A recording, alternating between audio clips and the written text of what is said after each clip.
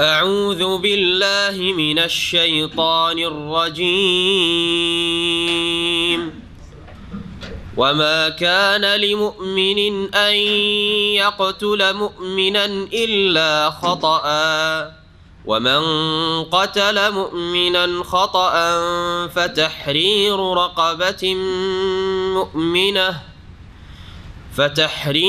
رقبة مؤمنة ودية مسلمة إلى أهله إلا أن يصدقوا، فإن كان من قوم عدو لكم وهو مؤمن فتحرير رقبة مؤمنة، وإن كان من قوم بينكم وبينهم ميثاق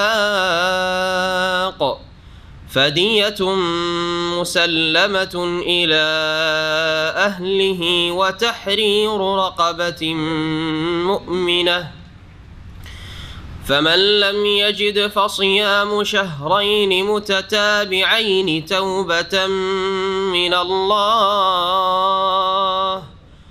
وكان الله عليما حكيما.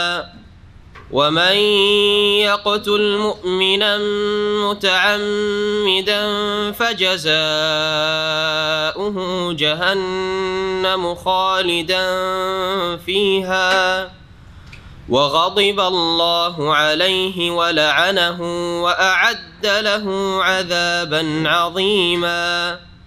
يا أيها الذين آمنوا إذا ضربتم في سبيل الله فتبينوا ولا تقولوا لمن ألقى إليكم السلام لست مؤمنا تبتغون عرض الحياة الدنيا فعند الله مغانم كثيرة كذلك كنتم من قبل فمن الله عليكم فتبينوا إن الله كان بما تعملون خبيرا.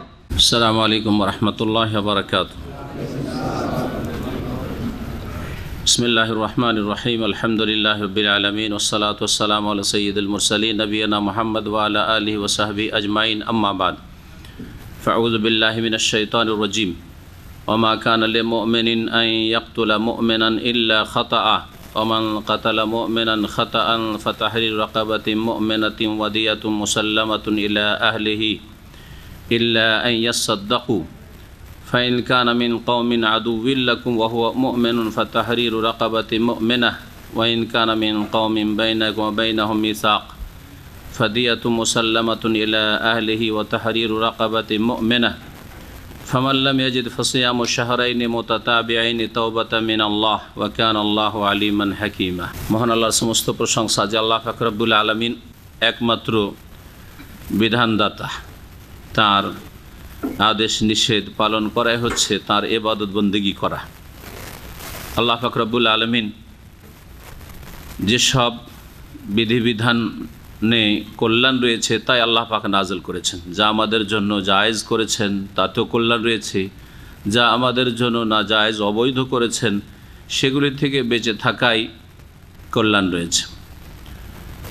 সালাত এবং সালাম নাজিল হুসেন মুহাম্মদুর রাসূলুল্লাহ সাল্লাল্লাহু আলাইহি সাল্লামের প্রতি, যিনি কোরআন কারীমের তার কথা কাজের দ্বারা, আমলের দ্বারা, আখলাক চরিত্রের দ্বারা তাফসীর করেছেন। কানা রাসূলুল্লাহ সাল্লাল্লাহু আলাইহি ওয়াসাল্লাম খুলুকুল কোরআন, রাসূলুল্লাহ সাল্লাল্লাহু আলাইহি সাল্লামের চরিত্রই ছিল কোরআন কারীমের বাস্তবায়ন করা। আমাদের তাফসীর আজকে হবে সূরা নিসার আয়াত নম্বর 92 থেকে। আল্লাহ পাক রব্বুল আলামিন এর আগের আয়াতগুলিতে ওই সব কাফের মুনাফিকদের কথা আলোচনা করেছেন যাদের এক শ্রেণীর লোক রয়েছে, তাদের বিরুদ্ধে সশস্ত্র লড়াইয়ের নির্দেশ রয়েছে বা বৈধতা রয়েছে, আর কিছু কাফের মুনাফিক রয়েছে যাদের বিরুদ্ধে আল্লাহ পাক রব্বুল আলামিন সশস্ত্র লড়াইয়ে নিষেধ করেছেন। এই বিষয়গুলি গত সপ্তাহে তাফসীরে এসেছে। তারপরে আল্লাহ পাক মুমিনদের কথা বর্ণনা করছেন যে মুমিনদের বিরুদ্ধে অস্ত্র ধারণ করা, লড়াই করা বা মুমিনকে হত্যা করা এর বিধান কি। মানুষের হত্যা বা মুমিনের হত্যা দুই রকম, একটা হচ্ছে ভুলবশত আর একটা হচ্ছে ইচ্ছাকৃত। প্রথম ভুলবশত হত্যা হলে কাতলে খাতা, ভুলবশত হত্যা হলে তার বিধিবিধান কি আল্লাহ পাক বর্ণনা করেছেন। আর তারপরে যদি ইচ্ছাকৃত কেউ কোনো মুমিন মুসলিমকে খুন করে তাহলে তার জন্য আল্লাহ পাকের আযাব শাস্তি কি রয়েছে বর্ণনা করেছেন। মহান আল্লাহ ইরশাদ করেছেন, ওমা কানা লিমুমিনিন আন ইয়াকতুলা মুমিনা, কোনো মুমিনের জন্য এটা হতেই পারে না যে কোনো মুমিনকে খুন করবে। মুমিন কখনো কোনো মুমিন মুসলিমকে খুন করতে পারে না। তাহলে মুমিনকে যারা খুন করে তারা আসলে তাদের ঈমানি চরিত্র নেই, বরং কুফরি চরিত্র রয়েছে। এটা কুফরির দাবি হইতে পারে, যে কুফরির দাবি যে মুমিনকে খুন করতে পারে, কাফের মুমিনকে খুন করতে পারে, কিন্তু মুসলিম কোনো মুসলিমকে খুন করবে এটা হতেই পারে না। ইল্লা খাতাআ, তবে ভুলবশত হইতে পারে, ভুলবশত অনিচ্ছাকৃত। কেমন ভুলবশত হত্যা হয় মুমিনকে হত্যা করা? যেমন আজকালকার গাড়ির যুগে অ্যাক্সিডেন্ট, আপনি রাস্তা দিয়ে উদ্দেশ্য গাড়ি চালানো, হঠাৎ করে সামনে কোনো লোক পড়ে গেছে, আপনি হয়তো দেখতেই পাননি যে ব্রেক করবেন, অথবা ব্রেক করেছেন কিন্তু এমনভাবে এসছে আর থামতে পারলেন না, গাড়ি দিয়ে তাকে মেরেই দিলেন। তো এটি ইচ্ছা করে মারলেন কি? এটা হচ্ছে কাতলে খাতা বা ভুলবশত হত্যা। আপনার দ্বারাই হত্যা হলো, লোকটি মারা গেল, কিন্তু সেটা ভুলবশত। এর বিধান কি? এছাড়া যে কোনো যুগের, নবী সাল্লাল্লাহু আলাইহি ওয়াসাল্লামের যুগের, যে কোনো যুগের মানব জাতির ইতিহাসে এইরকম একটা উদাহরণ দিই। আপনি গাছে কোনো একটা আম পাড়ার জন্য, ফল পাড়ার জন্য পাথর ছুঁড়েছিলেন, পাথরটা ফলকে না লেগে হঠাৎ করে গিয়ে মানুষকে লেগে গেছে। মানুষকে মারা উদ্দেশ্য ছিল না, মানুষকে উদ্দেশ্য করে মারেননি, লেগে গেছে, মানুষকে মারা গেল। এটা কি? আপনার দ্বারা তো খুন হইল লোকটি, কিন্তু আপনি কি খুন করার ইচ্ছা করেছেন? ইচ্ছাকৃত না, এটা কি? ভুলবশত, কাতলে খাতা। জি, একে কাতলে খাতা বলা হয়। আর একটা বলছি উদাহরণ, আপনি ওই লোকটিকে মারছিলেন, যে লোকটি আপনার মারার কারণে মারা গেল, কিন্তু আপনি এমন অস্ত্র দিয়ে মারেননি যাতে সাধারণত মানুষ মারা যায়। এটা এই ছোট পাথর মেরেছেন, গিয়ে যে কোনখানে লাগলো, হঠাৎ করে লোকটা পড়ে মারা গেল। হতে পারে না? পারে না। একটা ঘুষি মারলে মানুষ কি সাধারণত মারা যায়? মারা যায় না। একটা ঘুষি মেরেছেন, হঠাৎ করে মরে গেল লোকটি। আগেরটার থেকে এটার পার্থক্যটা কি? আগেরটায় ওই লোকটিকে ইচ্ছা করে মারেননি, অন্য কিছুকে মারছিলেন, বা আপনি গাড়ি চালাচ্ছিলেন, গিয়ে ওকে লেগে গেল বা মারা গেল লোকটি, তাই না? মারছিলেন ফলের গাছে, কিন্তু লোকটিকে লাগলো, মারা গেল। হয়তো কোনো ভারী জিনিস যেটা মানুষকে লাগলে মারা যাবে, যেমন গাড়ির ধাক্কা মানুষকে লাগলে মারা যাবে, কিন্তু গাড়িতে ধাক্কা দেওয়া উদ্দেশ্য ছিল না। এটা হচ্ছে কাতলে খাতা, ভুলবশত। কিন্তু আর একটি ভুল হচ্ছে যেটাকে শিবে আমাদ, মানে পুরোপুরি ইচ্ছাকৃত নয়, কিন্তু ইচ্ছাকৃতর মতো, ইচ্ছাকৃত নয়, এটাও ভুল, এটাও ভুলবশতই। আসলে মারছিলেন এমন কিছু দিয়ে যেটাতে সাধারণত মানুষ মারা যায় না, কিন্তু লোকটি মারা গেল। এখানে দাম্মাম সিকো মার্কেটের পাশে একটা ঘটনা ঘটেছে, যেই কেসে আমি কোর্টে ছিলাম অনেক আগে, আজকে 12-14 বছর আগে। এক লোক ইন্ডিয়ান অথবা বাংলাদেশি, সম্ভবত বাংলাদেশি ছিল, দুজনে গাড়ি চালাচ্ছিল অথবা কিছু, একজন আরবিয়ান বুড়ো আর ওই লোক সে। তারপরে আরবিয়ান খুব মেজাজ গরম করে, বুড়া মেজাজ গরম করে, তখন দুইজনে একটু নামানামি হয় গাড়ি থেকে, দুইজনে নেমে পড়ে, আর তারপরে শুধু এক ধাক্কা দেয়, ওকে মারে। প্রথম ওই সৌদি বুড়া আগে মারে, তখনই একটু ধাক্কা দেয় প্রতিহত করতে গিয়ে। ও ধাক্কা দেওয়ায় লোকটি পড়ে যায়, পড়ে গিয়েছিল হাই প্রেশার, সাথে সাথে হার্ট অ্যাটাক করে মারা গেল, সাথে সাথে মারা গেল। কিন্তু কেস কি হলো, যে ধাক্কা দিয়েছিল যার কারণে মারা গেছে। তো সাধারণত একটা লোকে এইরকম ধাক্কা দিলে কি মরে যায়? তাহলে এই লোক কাতলে আমাদ, ইচ্ছাকৃত খুন করেনি, কিন্তু এটা কি? ইচ্ছাকৃত ধাক্কা তো দিয়েছে, এমন না যে অন্য কিছুকে ধাক্কা দিচ্ছিল, ইচ্ছাকৃত ধাক্কা দিয়েছে, এটা হচ্ছে শিবে আমাদ। এটা এক ধরনের ভুল, কিন্তু এটাকে ফোকাহে কেরামরা শিবে আমাদ বলেছেন। তাহলে কয় রকমের খুন করা হলো? একটা হচ্ছে কাতলে আমাদ ইচ্ছাকৃত, ধারালো অস্ত্র দিয়ে দিলেন একবারে, হ্যাঁ, গর্দনের ওপর। মানুষ মরে না ওতে? মারা গেল। এটা হচ্ছে ইচ্ছাকৃত খুন করা। হ্যাঁ, দিলেন গুলি করে, মারা যায় না মানুষ, মারা গেল। আরেকটা হচ্ছে যে এমন কিছু দিয়ে ওকেই মারলেন, হ্যাঁ, কিন্তু এমন কিছু দিয়ে মেরেছেন যেটাতে সাধারণত মানুষ মরে না, পাখি মরে কিন্তু মানুষ মরতে পারে না, মারা গেল। এটা হচ্ছে শিবে আমাদ। হ্যাঁ, এটাও এক ধরনের ভুল, কিন্তু সেটাকে ফোকাহারা বলেছেন ইচ্ছাকৃতের মতো, কারণ ওই লোকটিকে টার্গেট করে যেহেতু মারা হয়েছে, কিন্তু সাধারণত এতে তো মরণ হয় না। আর এটা হচ্ছে কাতলে খাতা, মারছিলেন অন্য কিছুকে বা অন্য কাউকে, লেগে গেল ওকে দিয়ে মারা গেল। হ্যাঁ, এটা হচ্ছে ভুলবশত।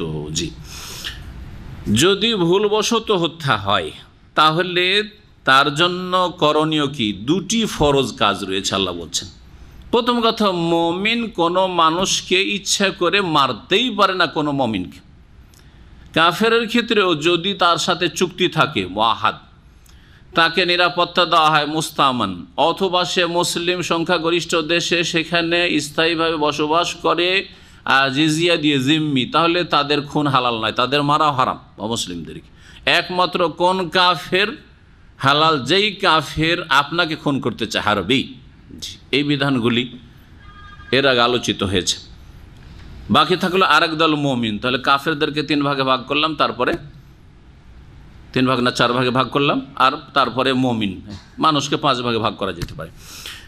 মুমিনকে কোনো মুমিন, মুসলিমকে কোনো মুসলিম খুন করতেই পারে না ইল্লা খাতা, তবে ভুলবশত হয়ে যেতে পারে। ওমান কাতালা মুমিনান খাতা, কোনো মুমিন মুসলিমকে কেউ যদি খুন করে দেয় ভুলবশত, তাহলে কি করণীয়? আল্লাহ বলছে 2টা ফরজ। ফাতাহরিরু রাকাবাতি মুমিনা, একজন মুমিন দাস অথবা দাসী স্বাধীন করতে হবে। একজন মুমিন দাস, কৃতদাস অথবা কৃতদাসী স্বাধীন করা কর্তব্য। ওয়াদিয়াতু মুসাল্লামাতুন ইলা আহলিহি, এবং মৃত নিহত ব্যক্তির পরিবারকে রক্তপণ দিতে হবে। মানে ওকে যে খুনি, সে কী করবে? রক্তপণ দেবে। রক্তপণ হচ্ছে 100 উটের মূল্য। 100 উটের মূল্য, সে বিভিন্ন স্তরের সেই উটগুলি হবে, যেগুলি ফিকার কিতাব বিস্তারিত আলোচনা এসছে। যেই লম্বা ফিকার আলোচনা আমরা এখানে করব না। এটা প্রয়োজন হবে কোথায়? আদালতে প্রয়োজন হবে যদি ইসলামিক বিচার থাকে। তো বড়ই দুঃখের বিষয় যে অধিকাংশ মুসলিম দেশে ইসলামের বিচার নেই, ইসলামী আইনের বাস্তবায়ন নেই। সুতরাং এগুলি কথা তেমন আর বিস্তারিত আমাদের শুনিয়ে লাভ নেই। আল্লাহ পাক যেন ইসলামী আইনের বাস্তবায়ন সকল মুসলিম শাসককে তৌফিক দান করেন, এবং তাদের সকলকে আল্লাহ পাক হেদায়েতের রাস্তা দেখেন, দিন দুনিয়ার কল্যাণ করার তৌফিক দান করেন। ইসলামী আইনের বাস্তবায়নেই নিরাপত্তা কায়েম হতে পারে। দেশে কখনোই নিরাপত্তা কায়েম হবে না মানুষের তৈরি করা আইন দিয়ে, পশ্চিমা মানবরচিত বিধান দিয়ে। এই বিষয়টি যেন মুসলিম শাসকদেরকে বোঝার তৌফিক দান করেন। তাহলে 2টি ফরজ কি? ভুল করে একটা লোকে অ্যাক্সিডেন্ট করে দিয়েছেন, আল্লাহ না করে, তাহলে কি করতে হবে? একজন গোলাম আজাদ করতে হবে, দাস অথবা দাসী, কিন্তু তার জন্য শর্ত হচ্ছে সে মুমিন যেন হয়। এই ক্ষেত্রে শর্ত রয়েছে। তাহলে কাফের দাস দাসী আজাদ করলে হবে না। দাস দাসী আজকাল নেই, মুমিন নেই, কাফের নেই, কিছুই নেই আজকাল।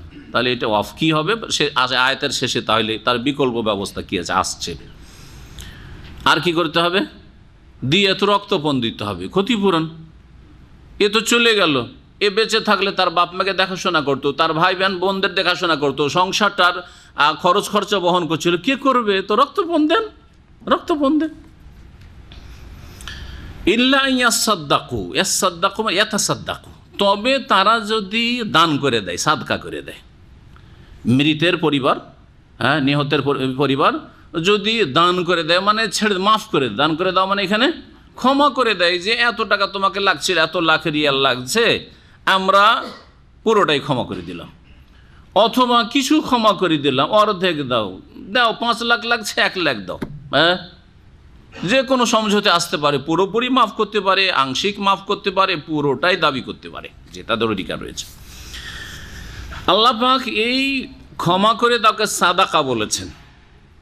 কেন সাদাকা বলে? আল্লাহ তো বলতে পারতেন যে ইল্লা ইয়াফু, ক্ষমা করে দিত, কারণ এখানে উৎসাহিত করা হয়েছে যে তোমার এই ক্ষমা করে দেওয়া সাদকার সওয়াব দেবে। সুতরাং হে মৃতের বা নিহতের পরিবার, তোমরা যদি এইরকম অসচ্ছল ব্যক্তি হয়, বেচারা ভেসে আছে 2-4-5 বছর ধরে জেলে, রক্তপণের টাকাও দিয়া তো দিতে পারছে না, আর নিজের পরিবারও না কেউ হয়তো মরছে অভাবে, কাজকর্ম করার সুযোগ পাচ্ছে না, তো এই ক্ষেত্রে যদি তাকে মাফ করে দাও তাহলে এটা তোমাদের সাদকা বলে গণ্য হবে। যেন উৎসাহিত করা হয়েছে একটা শব্দ দিয়ে কোরআনে কারিমে। সাদকা করলে যেমন সওয়াব রয়েছে গরিব দুঃখীকে, তেমনি এই ব্যক্তি ইচ্ছা করে যেহেতু খুন করেনি তোমাদের আপনজনকে, সুতরাং তাকে মাফ করে দাও তোমাদের পক্ষ থেকে যেন সাদাকা। ফাইন কানা মিন কওমিন আদুউন লাকুম। এখন তো ছিল মুমিনের ক্ষেত্রে এটা যে একজন মুমিন মুসলিম আরেকজন মুসলিমকে ভুলবশত মেরে দিয়েছে, কিন্তু যদি এমনটা হয় যে সে মুমিন কিন্তু সেই মুসলিম কি খুন করেছে, কিন্তু সেই মুসলিম কি দুশমন বংশের, শত্রু বংশের, অর্থাৎ সে হিজরত করে আসেনি, আছে কোথায় আছে? শত্রুদের মাঝে বাস করে, কাফেরদের মাঝে বাস করে। যেই ব্যক্তি হিজরত মক্কা বিজয়ের আগে ফরজ ছিল, মক্কা বিজয়ের আগে হিজরত করা ফরজ ছিল, এখনও যেই সব দেশে বা যেসব এলাকায় দিন ইসলাম পালন করা যাচ্ছে না, আর সর্বনিম্ন দিন ইসলাম পালন করা হচ্ছে ইসলামিক শিক্ষা লাভ করা আর জুমা এবং জামাত কায়েম করা, জামাত করে নামাজ পড়া। তো জামাত করে নামাজ পড়তে হলে মসজিদ কায়েম করতে হবে, তো মসজিদের পারমিশন থাকতে হবে, জি।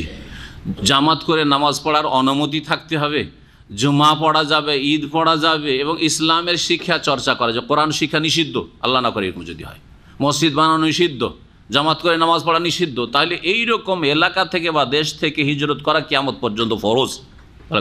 আল্লাহ পাক বলছেন ওয়াইন কানা মিন কওমিন বাইনাকুম বাইনাহুম মিসাক, আর সেই মুমিন মুসলিম যাকে ভুলবশত মেরে দেওয়া হয়েছে, ভুলবশত কোনো মুমিনের হাতে মারা গেছে, সে যদি এমন সম্প্রদায়ের মধ্যেকার হয় যে বাইনাকুম ওয়া বাইনাহুম মিসাক, তোমাদের মাঝে আর তাদের মাঝে, তার আগে একটি অংশ রয়েছে, ফাইন কানা মিন কওমিন আদুউন লাকুম, সেই মুমিন মুসলিম যদি এমন সম্প্রদায়ের সাথে সম্পর্কিত হয় যেই সম্প্রদায় তোমাদের শত্রু, তারা কাফের শত্রু, আর শত্রুদের মাঝে বাস করে। মদিনায় যখন নবী সাল্লাল্লাহু আলাইহি ওয়াসাল্লাম হিজরত করে আসলেন, সাহাবারা মদিনায়, মক্কায় কিছু লোকেরা থেকে গেছে, মক্কায় তখন নেতৃত্ব কার? মক্কা বিজয়ের আগে কাফেরদের নেতৃত্ব, কোনো মুসলিম মক্কায় থেকে গেছে, এইরকম অবস্থা, এইরকম যদি পরিস্থিতি হয়, ওয়াহুয়া মুমিন, কিন্তু ওই ব্যক্তি যে নিহত হয়েছে সে মুমিন মুসলিম, তাহলে ফাতাহরিরু রাকাবাতি মুমিনা, তখন একটি বিষয় ফরজ হবে, সেটা হচ্ছে একজন মুমিন গোলাম বা দাসী, কৃতদাসী স্বাধীন করা। গোলাম আজাদ করার মাধ্যমে আল্লাহ পাকের সন্তুষ্টি অর্জন হবে, এবং এই যে অন্যায় আপনার দ্বারা হয়ে গেছে যদিও ভুলবশত, তার কাফফারা হিসাবে সেটা গণ্য হবে। বোঝা গেছে? আর একটা ফরজ কি ছিল? মুমিনকে ভুলবশত মেরে দিলে দিয়াত দেওয়া। তো রক্তপণ দেব কাকে? কারণ তার বংশধর আত্মীয় সব হচ্ছে মুসলিমদের শত্রু। যদি এখানে এই বিধান থাকতো যে ওদেরকে রক্তপণ দিয়ে দাও, তো এই রক্তপণ নিয়ে কারা লাভবান হবে? কুফরি শক্তি লাভবান হবে। এই অর্থকে ইসলামের বিরুদ্ধে ব্যয় করবে না, কার শত্রু হারবি যুদ্ধ লাগিয়ে রেখেছে, সুতরাং ইসলামের বিরুদ্ধে তখন বা মুসলিমদের বিরুদ্ধে অস্ত্র খরিদ করবে, হ্যাঁ জি হ্যাঁ, শক্তিশালী হবে না, তখন আর তাদেরকে দিয়ে দেওয়া যাবে না। কারণ দিয়ার থেকে উপকৃত মৃত ব্যক্তি নয়, কে? মৃত ব্যক্তির যারা জীবিত আত্মীয় স্বজন কাফের, দুশমন, আদুউন লাকুম, তোমাদের শত্রু, সুতরাং এই ক্ষেত্রে একটি ফরজ। ওয়াইন কানা মিন কওমিন বাইনাকুম ওয়া বাইনাহুম মিসাক, আর যদি সেই মুমিন নিহত ব্যক্তি এমন সম্প্রদায়ের সাথে সংশ্লিষ্ট হয় যে তোমাদের মাঝে আর তাদের মাঝে চুক্তি রয়েছে, তারাও কাফের কিন্তু একটা চুক্তি আছে যে তোমরা আমাদের ওপর অস্ত্র ধারণ করবে না আর আমরা তোমাদের বিরুদ্ধে অস্ত্র ধারণ করবো না, একটা চুক্তি আছে, হ্যাঁ সন্ধি চুক্তি আছে, আমাদের মাঝে কোনো লড়াই যুদ্ধ বা মারামারি হবে না, কেউ কারো ক্ষতি করবে না, তাহলে আল্লাহ বলছেন ফাদিয়াতু মুসাল্লামাতুন ইলা আহলিহি ওয়া তাহরিরু রাকাবাতিন মুমিনা, তখন দুটো জিনিস ফরজ হবে। কি? হ্যাঁ, একজন দাস অথবা দাসী স্বাধীন করা কাফারা হিসাবে, আর দিয়াত দিতে হবে কাকে? তার পরিবার পরিজনকে, যদিও তার পরিবার পরিজন তারা হচ্ছে কাফের, কিন্তু তারা শত্রু নয়, তাদের সাথে সন্ধি চুক্তি হয়ে আছে, তারা এই অর্থকে ইসলাম মুসলিমের বিরুদ্ধে ব্যবহার করবে না। আল্লাহ পাক রব্বুল বলছেন যে কারো কাছে যদি দাস দাসী ক্রয় করার পয়সা না থাকে, অথবা দাস দাসী পাওয়া না যায়, যেমন আজকাল পয়সা আছে কিন্তু পাওয়া না যায়, দাস দাসী নেই তার কাছে, দাস দাসী ক্রয় করার পয়সা নেই, অথবা দাস দাসীর যুগই নেই, এখন নেই দাস দাসী, কৃত দাসী নেই, কি করতে হবে তাহলে? কাফারা হিসাবে আল্লাহ বলছেন ফামাল্লাম ইয়াজিদ, কেউ যদি দাস অথবা দাসী মুমিন স্বাধীন না করতে পারে বা না পায়, ফাসিয়ামু শাহরাইনি, 2 মাস সিয়াম রোজা রাখবে, মুতাতাবিআইনি, একাদিক্রমে একটানা রোজা রাখতে হবে বিনা কোনো বিরতিতে। শরীয়তে যেই বিরতিগুলি দেওয়া হয়েছে সেই বিরতি ছাড়া আর কোনো বিরতি না। শরীয়তে কি বিরতি দেওয়া হয়েছে? রমজান মাসের রোজা কোন ক্ষেত্রে আপনি ছাড়তে পারবেন?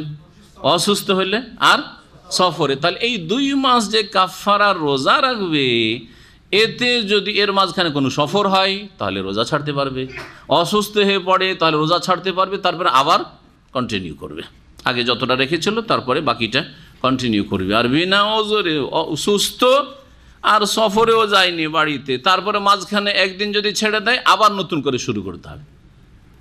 30-40টা রোজা রাখার পরে একদিন দিল ছেড়ে, এমনিতে বিনা ওজরে রোজা রাখলো না, তাহলে আবার নতুন করে 60 রোজা রাখতে হবে। কত কঠোর বিধান এই ক্ষেত্রে রয়েছে। কারণ বড় ধরনের একটা অন্যায় হচ্ছে, একজন মমিন তোমার হাতে খুন হয়েছে, আর ইচ্ছা করে না করবে, তোমার হাতে একজন মমিন খুন হয়েছে, হত্যা হয়েছে, সুতরাং তোমার উপর এই কাফারা রয়েছে শক্ত। ওয়াকান আল্লাহ তওবাতাম মিনাল্লাহ, এই হচ্ছে আল্লাহর পক্ষ থেকে তওবার সুব্যবস্থা। তোমার দ্বারা যেহেতু খুন হয়েছে কোনো মুমিন, এর জন্য তওবার প্রয়োজন। এটা তওবা তোমার সুন্দর করে দিবে, অন্তর থেকে তওবা করতে হবে, মুখে তওবা করতে হবে, আর এই কাফারার মাধ্যমে কি হবে? তোমার তওবাটা আল্লাহ পাকের কাছে গ্রহণযোগ্য হবে। ওয়াকান আল্লাহ আলিমান হাকিমা, আল্লাহ পাক সর্বজ্ঞ, সব কিছু জানেন, হাকিমান বিজ্ঞানময়। আল্লাহ পাক রব্বুল আলামিন জানেন যে কোন বিধিবিধানে কল্যাণ রয়েছে, সব কিছু তিনি জানেন। আর আল্লাহ পাকের প্রত্যেকটি বিধিবিধান, আদেশ নিষেধে প্রজ্ঞা হেকমত রয়েছে, অযৌক্তিক নয়। তারপরে মহান আল্লাহ ইরশাদ করেছেন ইচ্ছাকৃত খুন করার বিষয়টি। কোনো মুমিন ইচ্ছাকৃত, কোনো মুমিন মুসলিম খুন করতেই পারে না, আগে আল্লাহ বলেছেন। তারপরেও যদি করে দেয় তাহলে তার ঈমানি ভ্রাতৃত্বের কোনো রকমের পরোয়াই করল না। এই জন্য মুমিন মুসলিমকে খুন করাকে কুফরি বলে আখ্যায়িত করা হয়েছে। সেবাবুল মুসলিমে ফুসুকুন ওয়া কিতালুহু কুফরুন, নবী সাল্লাল্লাহু আলাইহি ওয়াসাল্লাম বলছেন, সহিহ বুখারী হাদিস। মুসলিমকে গালাগালি করা হচ্ছে ফাসেকের কাজ, নাফরমান, আল্লাহ এবং রাসূলের বিরুদ্ধাচরণকারীর কাজ। আর ওয়া কিতালু, মুমিন মুসলিমের বিরুদ্ধে লড়াই করা, মারামারি করা, গ্রাম্য লড়াই, সামাজিক লড়াই, রাজনৈতিক লড়াই, এক দল আরেক দলের বিরুদ্ধে মারামারি, এসবগুলি হচ্ছে কুফরুন, কুফরি কাজ। নবী করিম সাল্লাল্লাহু আলাইহি ওয়াসাল্লাম বলেছেন কুফরি কাজ, নিয়ামতের কুফরি, এটা নিশ্চিত। আর বড় কুফরি এর সম্ভাবনা আছে, কারণ যেই ব্যক্তি মুসলিমকে খুন করতে পারে, যদি হালাল মনে করে তো বড় কাফের, হালাল মনে করছে না, আবেগে মারবো তো ছাড়বো, মারবো, এই ব্যক্তি এত বড় অপরাধ করলো যে আজকের এই বড় ফাসেক কালকে বড় কাফের হইতে পারে, ইসলাম থেকে বেরিয়ে যেতে পারে। যে ব্যক্তি মুসলিমকে খুন করার জন্য দুঃসাহসিকতা দেখাতে পারে, তার দুনিয়ার স্বার্থের জন্য, জমি জায়গার জন্য, অথবা নেতৃত্বের জন্য, অথবা অন্য কোনো দুনিয়ার গরজ স্বার্থের জন্য, সেই ব্যক্তি কুফরির মতো অপরাধ করল, বড় কাফের হয় না। কখন বড় কাফের হয়? হালাল মনে করলে। মুসলিম হলে কী হবে? ওর রক্ত হালাল, যদি কেউ বলে সে বড় কাফের, ভালো করে শুনে, সে মুসলিমই নয়, হালাল মনে করে না, কিন্তু আবেগে ওকে না মেরে আমি বসছি না, মারবো ওকে, তাহলে সেই ব্যক্তি আল্লাহর নিয়ামত যে ইসলামিক ভ্রাতৃত্ব, ইন্নামাল মুমিনুনা ইখওয়া, এই নিয়ামতের সাথে কুফরি করল, অকৃতজ্ঞতা প্রকাশন। এবং আজকের এই নিয়ামতের কুফরি কালকে বড় কুফরিতে নিমজ্জিত করবে তাকে। এই হচ্ছে ব্যাখ্যা। জি, আরেকটি হাদিস শুনে প্রিয় নবী সাল্লাল্লাহু আলাইহি ওয়াসাল্লাম বলছেন, সহিহ বুখারীতে রয়েছে, লা তারজিউ বাদি কুফারা, আমার পরে তোমরা কাফের হয়ে ইসলাম থেকে ফিরে যেও না। ইয়াদরিবু বাদুকুম রিকাবা বাদিন, কিসের মাধ্যমে ইসলাম থেকে ফিরে যাওয়া, মুরতাদ হয়ে যাওয়া? যে তোমাদের এক মুসলিম আর এক মুসলিমের গর্দন মারবে, গর্দন উড়িয়ে দেবে। ইয়াদরিবু বাযুকুম রিকাবা বায, এক মুসলিম আর এক মুসলিমকে খুন করবে, এর মাধ্যমে তোমরা আমার পরে ইসলাম থেকে ফিরে কাফের হয়ে। কুফারা বলেছেন নবী সাল্লাল্লাহু আলাইহি সাল্লাম কোন অপরাধকে? মুমিন মুসলিমকে খুন করাকে। আর আজকে মুসলিম দেশের পত্র পত্রিকা দেখেন কিভাবে একজন মুসলিম আর একজন মুসলিমকে দুনিয়ার সামান্য গরজের জন্য, আর বড়ই যদি গরজ হয়, দুনিয়া কোনো মূল্য রাখে না, দুনিয়ার সমস্ত গরজ ধ্বংস হয়ে যাক, কিন্তু আপনার ইমানের হেফাজত হোক, আপনার জান্নাতের হেফাজত হোক, আপনি জাহান্নাম থেকে সুরক্ষিত থাকেন, এটা হচ্ছে আপনার বড় চিন্তার বিষয়। সুতরাং আপনার জমি বেইমানি করেছে, টাকা দিচ্ছে না, আপনার এই করেছে সেই করে, যাই করুক না কেন, আল্লাহ পাককে বিচার দিয়ে দিন। আল্লাহ পাক এর চাইতে বড় আযাব দিতে সক্ষম। আপনি তো ওকে খুন করলেন, এর চাইতে বড় আযাব, ওর ওপরে আযাব, ওর পরিবারের ওপরে আযাব, ওর কিয়ামত পর্যন্ত ওই বংশের ওপর আযাব আল্লাহ দিতে পারেন না? জি হ্যাঁ, ওই নসল থেকে কোনো ভালো মানুষই পয়দা হবে না, এই আযাব দিতে আল্লাহ সক্ষম। আপনার হাতে নেই। যাকে খুন করলেন ওর ছেলে অনেক বড় লোক হয়ে গেল, হইতে পারে না? পারে না। সুতরাং আল্লাহর উপর বিচারটা ছেড়ে দিলে আপনার জন্য আরও ভালো হইতো, আরও ভালো হইতো। জি, একটু ধৈর্যের প্রয়োজন রয়েছে।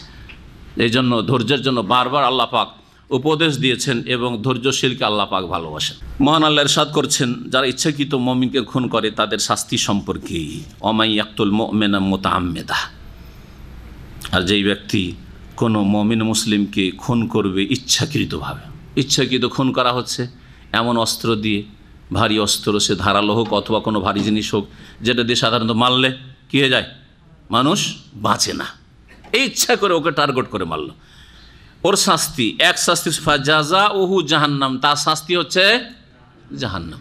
জাহান্নাম নিশ্চিত, এক শাস্তি জাহান্নাম। সুবহানাল্লাহ। জাহান্নামে বিশ্বাস আছে কি না? বিশ্বাস আছে।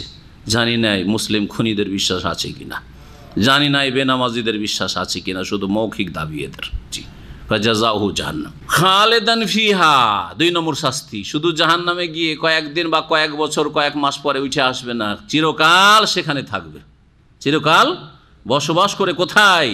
চিরকাল শাস্তি চলতে থাকবে জাহান্নামে। এর ব্যাখ্যা কি? তাহলে কি বড় কুফরি? কারণ কাফের একমাত্র চিরস্থায়ী জাহান্নামী। তাহলে যে মুসলিমকে খুন করলো, আল্লাহ বলছেন খালিদান ফিহা, যে বলেছেন, এর ব্যাখ্যা কি?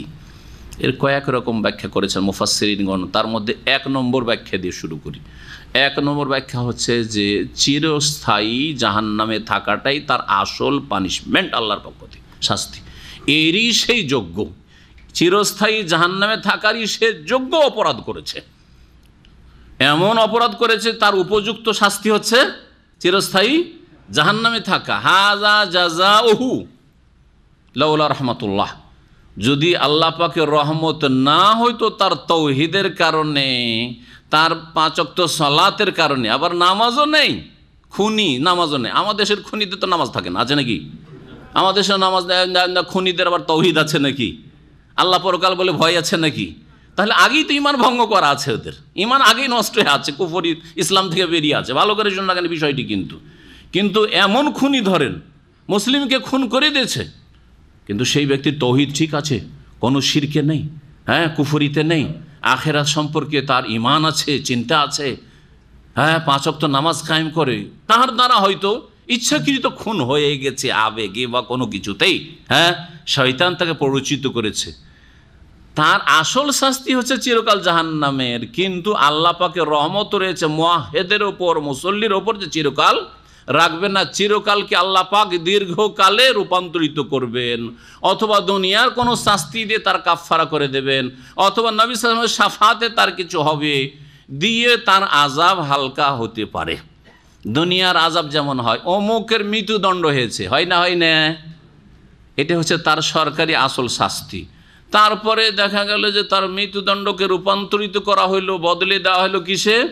যাবজ্জীবন কিসে? জেলে, হ্যাঁ, আজীবন জেলে, 15 বছর জেলে। কিন্তু আসল শাস্তিটা কি ছিল? মৃত্যুদণ্ড। ঠিক ওই রকমই আল্লাহ পাকের পক্ষ থেকে খুনির, মুসলিমকে যে খুন করে, তার আসল শাস্তি চিরকাল জাহান্নামে থাকা।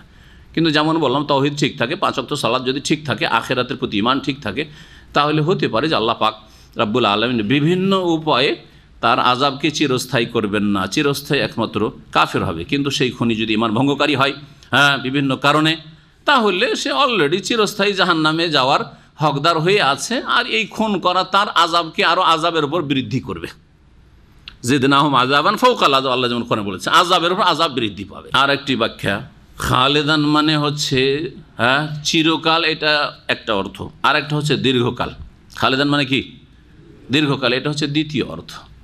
আমরা নিজের ভাষায় কিন্তু ব্যবহার করি। আমরা যারা এখানে 20-30 বছর সৌদি আরবে আছেন, তারা গ্রামে গেলে কি বলে লোকেরা? চিরকাল আপনি থেকেই গেলেন বিদেশে, আর মনে হয় ফিরবেন না চিরকাল। অথচ বয়স 60 বছর ধরেন, আর এখানে 20 বছর হয়েছে, তাহলে 40 বছর তো দেশেই কেটেছে। তো চিরকাল কোথায় হলো? কিন্তু আপনার 20-25 বছর থাকার কারণে লোকেরা কি বলছে? চিরকাল থেকেই গেলেন বিদেশে, আপনি আর ফিরবেন না। জি হ্যাঁ। তো চিরকাল মানে এখানে কি বোঝানো হয়েছে? দীর্ঘকাল বোঝানো হয়েছে। দীর্ঘকাল আযাব হবে, খুনির দীর্ঘকাল আযাব হবে। আরেকটি তাফসীর, যদি হালাল মনে করে খুন করে, খালেদান ফিহা ইনকানা মুস্তাহিল্লান, এই মুসলিমকে খুন করা হালাল। সে নিজে মুফতি সেজে খুন করল, নিজে মুফতি সেজে গেল, হালাল মনে করে খুন করলো, তাহলে চিরকাল জাহান্নাম। কারণ হারামকে হালাল যে বিশ্বাস করে সে ঈমান ভঙ্গকারী। ঈমান ভঙ্গকারী বিষয় হচ্ছে যে হালালকে হারাম মনে করে অথবা হারামকে হালাল মনে করে। কারণ হালাল করা কার কাজ? আল্লাহর কাজ। নিজেই সে আল্লাহর কাজ করা শুরু করলো, সুতরাং সে ফিরআউনের মতো সে ঈমান ভঙ্গ করল। 3টি ব্যাখ্যা করলাম খালেদান ফিহা। 2টি শাস্তি হলো, তাই না? ওয়া গাদিব আল্লাহু আলাইহি, তৃতীয় শাস্তি হচ্ছে আল্লাহ পাক রব্বুল আলামিনের ক্রোধ তার উপর হতে থাকবে। আল্লাহ কখনো তার উপর রাজি হবে না। যে মুসলিমকে খুন করেছে, না তার জীবদ্দশায় আল্লাহ রাজি হবে, না কবরের জীবনে আল্লাহ রাজি হবে, না হাসরের মাঠে আল্লাহ রাজি হবেন, না তাকে আল্লাহ পাক রাজি হয়ে জান্নাত দেবেন। গাদিব, আল্লাহর গজব, ক্রোধ হতে থাকবে, আল্লাহ তার উপর রুষ্ট হবেন। 4 নম্বর শাস্তি, ওয়া লাআনাহু, এবং আল্লাহ পাকে অভিসম্পদ লানত তার উপর হইতে থাকবে। আল্লাহর রহমত থেকে তাকে বঞ্চিত করবে। লানত মানে রহমত থেকে বঞ্চিত করার ঘোষণা। 4র্থ শাস্তি। 5ম শাস্তি, ওয়া আ'আদ্দা লাহু আযাবান আযীমা, এবং তার জন্য আল্লাহ পাক খুনির জন্য, যে মুমিন মুসলিমকে খুন করে তার জন্য মহাশাস্তি প্রস্তুত করে রেখেছেন। মহাশাস্তি বারজাখী জীবনে, বিচার দিবসে, জাহান্নামে আল্লাহ পাক রেডি করে রেখেছেন, প্রতীক্ষায় আছে। মত হইলেই তার এই আযাব শুরু হয়ে যাবে, মনে রাখবেন। সুতরাং কখনো আবেগী হবেন না, সব সময় ধীর স্থিরতার সাথে, ইতমিনানের সাথে, সুস্থ মস্তিষ্কে সিদ্ধান্ত নেবেন। এবং মনে রাখবেন যে ধৈর্যের কোনো বিকল্প নেই। এই ধৈর্য দিয়ে দুনিয়াতেও লাভবান হতে পারবেন, আর আখিরাতেও লাভবান হতে পারবে। ইন্নী জাযাইতুহুমুল ইয়াওমা বিমা সাবারু আন্নাহুম হুমুল ফায়েজুন।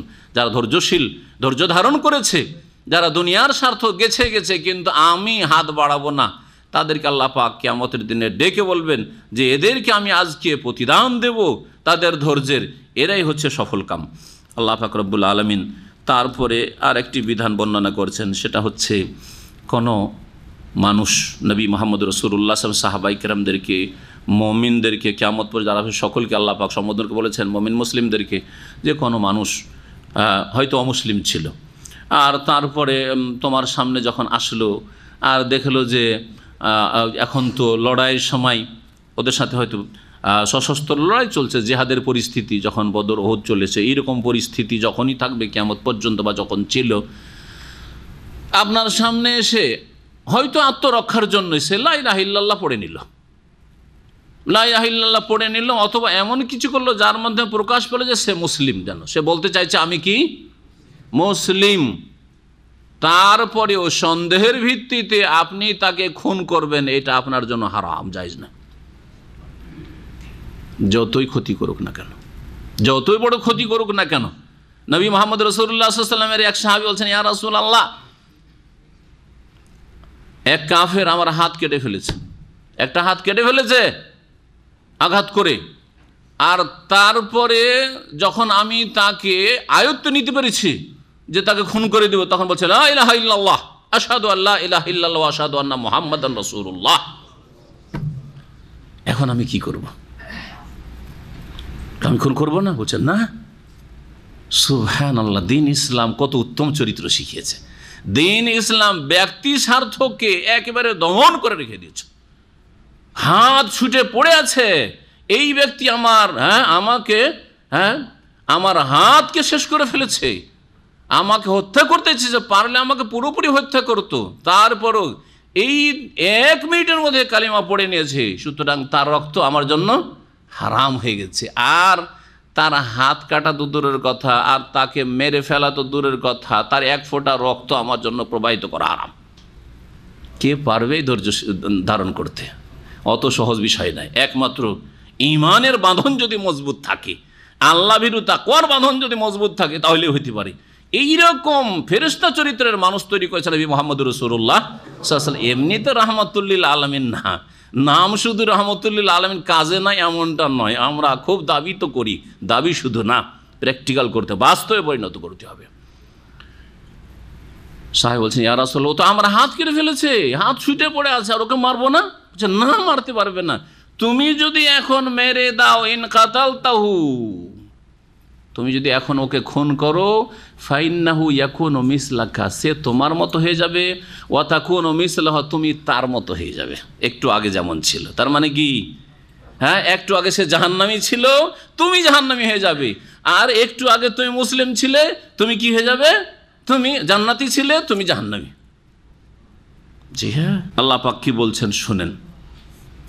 ইয়া আইয়ুহাল্লাযীনা আমানু ইযা যারাবতুম ফি সাবিলিল্লাহি ফাতাবায়ানু, হে মুমিন সকল, তোমরা যখন আল্লাহর রাস্তায় ভ্রমণ করবে, সফর করবে। এখানে দারাবা মানে ভ্রমণ করা, সফর করা। দারাবা মানে প্রসিদ্ধ অর্থ হচ্ছে মারা, প্রহার করা। হ্যাঁ, মারা, মার দেওয়া, দর্ব, হ্যাঁ, তাই না? আর দারাবা মানে এখানে কি হলো? সফর করা, ভ্রমণ করা। আর দারাবার আরেকটি অর্থ কি হয়? কোরআনে কারীমের আয়াতে রয়েছে, একাধিক আয়াতে। হ্যাঁ, দারাবাল্লাহু মাসালান মানে আল্লাহ পাক দৃষ্টান্ত, উপমা পেশ করেছেন। হ্যাঁ, দৃষ্টান্ত বর্ণনা করেছেন, মিসাল, উদাহরণ দেওয়া। আল্লাহ পাক বলছেন, ইযা দারাবতুম ফি সাবিলিল্লাহ, হে মুমিন মুসলিমরা, যখন তোমরা আল্লাহর রাহে সফর করবে, মানে জিহাদ ফি সাবিলিল্লাহর সফরে আছো, ওই রাস্তাতে সামনে কাফের পড়তে পারে। হ্যাঁ, আর কাফের হয়তো পড়েছে, ফাতাবায়ানু, যাকে তাকে কাফের মনে করেই শুধু অস্ত্র বের করে মেরে দিও না। ফাতাবায়ানু, পরীক্ষা নিরীক্ষা করে নাও, তদন্ত করো। তাবায়ানা মানে হচ্ছে ভিতরের অবস্থাটা একটু জানার চেষ্টা করো যে এ আসলে মুসলিম না মুসলিম নয়। হ্যাঁ, একটু পরীক্ষা করে দেখো। ওয়ালা তাকুলু লিমান আলকা ইলাইকুমুস সালাম আলাস্তা মুমিনা, আর যে তোমাদের সামনে সালাম পেশ করে বা আত্মসমর্পণ করে বা ইসলামের অঙ্গীকার করে, শাহাদাত পড়ে, তার সম্পর্কে এ কথা বলিও না যে এই তুমি মুমিন না, জান বাঁচাইবার জন্য তুমি কলেমা পড়েছো। এ কথা বলার অধিকার তোমার নেই। লাস্তা মুমিনান, এই তুই মুসলিম থোড়াই, এখন আমাদেরকে এতক্ষণ মারছিলি আর এখন জান বাঁচাইবার জন্য তুই কলেমা পড়ে নিয়েছিস, এ কথা বলার অধিকার নেই। যদি এইরকম করো, তাহলে তোমার উদ্দেশ্য কি? পার্থিব উদ্দেশ্য রয়েছে যে একে মেরে দেব, মেরে দেওয়ার পর এর সাথে যে ধন সম্পদটা আছে সেটা নিয়ে নেব, গনিমতের ধন সম্পদ হাসিল হবে, দুনিয়ার গরজ উদ্দেশ্য। আল্লাহ বলছেন, তাবতাগুন আরাদাল হায়াতিদ দুনিয়া, পার্থিব জগতের সামগ্রী তোমরা সন্ধান করছো, বা পার্থিব জীবনের যে সম্পদ রয়েছে সেই সম্পদের আকাঙ্ক্ষা করছো। ইবতাগি মানে তলাশ করা, সন্ধান করা, আকাঙ্ক্ষা করা। তোমরা কি আকাঙ্ক্ষা করছো আরাদাল হায়াতিদ দুনিয়া, পার্থিব জগতের সম্পদের, যে কেউ মেরে দিলে অনেক মাল সামান ওর সাথে আছে, গনিমত পেয়ে যাব? না না না না, এইরকম লোভ লালসা রাখিও না। জি, স্বার্থহীন হয়ে যেতে হবে, আল্লাহর জন্য কাজ করতে হবে। ফাইন্দাল্লাহি মাগানিম কাসীর, শুনে রাখো, আজকে কিছু ছেড়ে দিলে এখানে আল্লাহর ভয়ে, এই লোকটি কালিমা পড়ে নিয়েছে বা এই লোকটি মুসলিম, সালাম দিচ্ছে, আসসালামু আলাইকুম বলছে, তার মানে মুসলিম। এই লোকটি বলছে আমি মুসলিম হয়ে গেছি, এই কথা বলছে, যে কোনো ভাষায় দিয়ে প্রকাশ করুক, যদি আপনার কাছে প্রকাশ পায় যে মুসলিম নিজেকে প্রকাশ করছে, তাহলে দুনিয়ার লোভে হত্যা করিও না। ফাইন্দাল্লাহি মাগানিম কাসীরা, দুনিয়া লাগবে, আল্লাহ এর চাইতে অনেক বেশি দিতে পারেন। আল্লাহর নিকটে বহু গনিমতের সম্পদ রয়েছে। কাযালিকুম কুনতুম মিন ক্বাবল, আরে তোমরাও তো এর পূর্বে এমনটাই ছিলে, তোমরাও তো এর পূর্বে এমনটাই ছিলে। আসল কথা ঠিক নয় কি? কয়েক বছর আগে তোমরাও তো কাফের ছিলে, তখন আগের যে মুসলিমরা ছিল তোমাদের আগে, ওরাও যদি তোমাদেরকে সামনে পেত আর তোমরা আসলাম না আমরা ইসলাম কবুল করেছি, আর তখন যদি মেরে দিত তো কি হইতো? কাযালিকুম কুনতুম মিন ক্বাবলু, এই আয়াত থেকে একটা ইস্তেমবাত করি, আপনাদের উপর আয়াতটা ফিট করছি। যারা নতুন নতুন হেদায়েত হয়েছেন শিরক বিদআত থেকে, অনেকে কবর মাজার পূজা থেকে হেদায়েত হয়েছেন, অনেকে পীরের মুরিদ হওয়া থেকে হেদায়েত হয়েছেন, অনেকে বিদআত থেকে হেদায়েত হয়েছেন, মিলাদ থেকে, অনেকে বহু রকমের কুসংস্কার পাপ থেকে হেদায়েত হয়েছেন। কিন্তু আপনাদের অনেকের যারা হেদায়েত হয়েছেন আত্মীয় স্বজন, কারো বাপ মা, কারো ভাই বোন, বংশধর, গ্রামবাসী এখনও হেদায়েত হয়নি। তাদের সাথে আপনাদের অনেকেই আবেগী হয়ে পড়ে, রাতারাতি ঠিক করব, কেন ঠিক হবে না, বোঝা গেছে? অথচ আপনাকে হেদায়েত হইতে 5 বছর লেগেছে, কাউকে আবার 10 বছরও লেগেছে।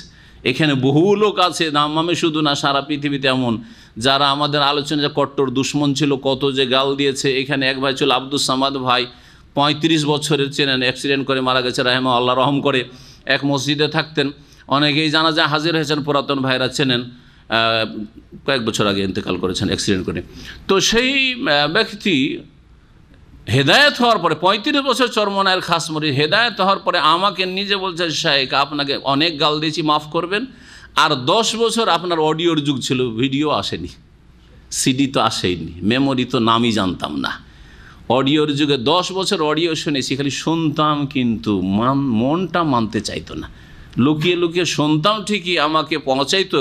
1-2 ভাইয়ের কথা উল্লেখ করেছিলেন, তারাও অনেকে এখানে আছে, যে তারা আমাকে এগুলো দিতেন, কিন্তু শুনে শুনে শুধু রেখে দিতাম, শুনে রেখে দিতাম, হেদায়েত হইনি। 10 বছর পরে আল্লাহ পাক হেদায়েত দান করেছে। 10 বছর হেদায়েত দান করেছে। এখন 10 বছর পরে, 5 বছর পরে, 2 বছর পর বা 6 মাস পরে আপনি হেদায়েত হলেন, আর গেলেন 2 মাসের ছুটি, যাওয়ার পরে স্ত্রীকে বলছে তোকে এক্ষুনি ঠিক হইতে হবে, তো এখন তোর নামাজ ঠিক কর। বলছে আমি কমই মাদ্রাসা পড়েছি, আমার হুজুর তোমার চাইতে বেশি জানে। তুমি কি জানো কোন মাদ্রাসায় পড়েছ? ওর সংশয় মগজে ভরা আছে।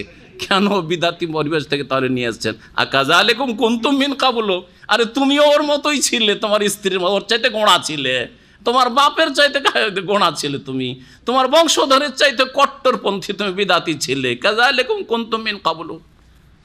সুতরাং আস্তে আস্তে আস্তে আস্তে চেষ্টা করেন, আস্তে আস্তে চেষ্টা করেন। আর নাই যদি হয়তো ধৈর্য ধারণ করেন, যেমন নূহ আলাইহিস সালাম ছেলের ক্ষেত্রে ধৈর্য ধরেছেন, স্ত্রী কাফেরে মারা ধৈর্য ধারণ করেছেন, ইব্রাহিম আলাইহিস সালাম বাপের ক্ষেত্রে ধৈর্য ধারণ করেছেন, মুহাম্মদ রাসূলুল্লাহ চাচার ক্ষেত্রে ধৈর্য ধারণ করেছেন, করেন নাই? তাহলে আমাদের কাছে তো আম্বিয়াদের আদর্শ মজুদ আছে না? আপনি নবীদের চাইতে শ্রেষ্ঠ, নবীর আল্লাহর কাছে এত প্রিয়, তারপরে তাদের আপনজন ইসলাম গ্রহণ করেন, এতে আমাদের সান্ত্বনা রয়েছে। জি, আমাদেরকে সান্ত্বনা দেওয়া হয়েছে। তাড়াহুড়া করবেন না, আবেগী হবেন না, জোর জবরদস্তি না, দিনের কথা স্পষ্টভাবে পৌঁছিয়ে দেন। ওয়াকুলিল হাক্কু মির রাব্বিকুম, হক সত্য কথা রবের পক্ষ থেকে কোরআন হাদিসে আছে, ওদের সামনে রেখে দেন। ফামান শাআ ফালিউমিন, কেউ চাইলে মানবে, ওমান শাআ ফালিয়াকফুর, যে চাইবে না, মানবে না, জাহান্নাম প্রস্তুত হয়ে আছে। ইন্না আতাদনা লিয-যালিমিনা নারা। ব্যাস, তোমার কাজ তোমার হয়ে, ফাযাক্কির ফাইন্নামা আনতা মুযাক্কির, তোমার কাজ হচ্ছে উপদেশ দাও, উপদেশ দাও। লাস্তা আলাইহিম বিমুসাইতির, তুমি দারোগা পুলিশ না। আল্লাহ পাক বলছেন কাযালিকুম কুনতুম মিন ক্বাবলু, আরে তোমরাও তো এইরকমই ছিলে, ইসলামের শত্রু ছিলে অথবা তাওহীদ সুন্নতের শত্রু ছিলে। ফামান্নাল্লাহু আলাইকুম, আল্লাহ তোমাদের ওপর ইহসান অনুগ্রহ করেছেন। ফাতাবাইয়ানু, সুতরাং তোমরা, আবার আল্লাহ বলছেন যে এইরকম কেউ যদি ইসলাম প্রকাশ করে একটু তদন্ত করে নাও, একটু পরীক্ষা নিরীক্ষা করে নাও। ইন্নাল্লাহা কানা বিমা তা'মালুনা খাবীরা, কারণ আল্লাহ পাক রব্বুল আলামিন তোমরা যা কিছু করো সে সম্পর্কে সূক্ষ্ম খবর রাখেন। এই আয়াতের শানে নুজুল নবী করিম সাল্লাল্লাহু আলাইহি ওয়াসাল্লাম, একটি রিওয়ায়েতে রয়েছে ওসামা বিন যায়েদ কে পাঠিয়েছেন, আব্দুল্লাহ বিন আব্বাস রাদিয়াল্লাহু তাআলা আনহুমা থেকে বর্ণিত, তিনি বলছেন মাররা রাজুলুম বানি সুলাইমিন বিনাফারিন মিন আসহাবিন নবী সাল্লাল্লাহু আলাইহি ওয়াসাল্লাম ইয়ারআ গানামাল্লাহু ফাসাল্লামা আলাইহি ফাকালু মা সাল্লামা আলাইনা ইল্লা লিয়াতাআওয়াযা মিন্না। কয়েকটি রিওয়ায়াত রয়েছে, তার মধ্যে একটি রিওয়ায়াত শুনে, একটি রিওয়ায়াত রয়েছে ওসামা বিন যায়েদ রাদিয়াল্লাহু তাআলা সম্পর্কে, তিনি এরকম করেছেন। আর একটি রিওয়ায়াত এখানে রয়েছে যে বানু সুলাইম গোত্রের একজন লোক নবী করিম সাল্লাল্লাহু আলাইহি সাল্লামের কয়েকজন সাহাবাই কেরামের দল ছিল, তাদের সামনে দিয়ে অতিক্রম করলো। বানু সুলাইমের লোকটি ছিল, বানু সুলাইম গোটা বংশ ছিল কাফের, অমুসলিম। ইয়ার গানামাল্লাহ, আর এই বানু সুলাইমের লোকটি বকরি ছাগলে, বিশাল পাল বকরি নিয়ে বকরি চড়াচ্ছিল। ফাসাল্লামা আলাইহিম, এই বকরির রাখাল নবী সাল্লাল্লাহু আলাইহি ওয়াসাল্লাম সাহাবীদেরকে সালাম বলল, হ্যাঁ সালাম বলল, কিন্তু এদের সন্দেহ হয়ে গেল যারে গোটা বানি সাল্লাম তো সব কাফের, আবার ইয়ে কখন থেকে মুসলিম হইল? হ্যাঁ, ইয়ে বকরি বাঁচাবে, নিজের জান বাঁচাবে, সেই জন্য হয়তো হ্যাঁ ইয়ে সালাম দিয়েছেন। না না, এর সালাম কবুল করা হবে না। জি, সালাম বললো ওই লোকটি। ফাকালু, তখন সাহাবীদের এই দলটি বললেন, মা সাল্লাম আলাইনা ইল্লা লিয়াতাআওয়াযা মিন্না, ইয়ে সালাম কেন দিয়েছে জানো? এই অন্তর থেকে দেয়নি, আমাদের থেকে বাঁচার জন্য, বাঁচার জন্য। ফামাদু আলী ফাকাতালুহু, তারা অস্ত্র বের করে ওকে দিল হত্যা করে, যে কাজ হয়ে গেছে, গনিমতের মাল পেয়ে গেছি। ওয়াতাও বেগানামেহি আন নবী সাল্লাল্লাহু আলাইহি ওয়াসাল্লাম, আর গনিমতের এই বকরির পাল নিয়ে নবী সাল্লাল্লাহু আলাইহি ওয়াসাল্লামের কাছে হাজির।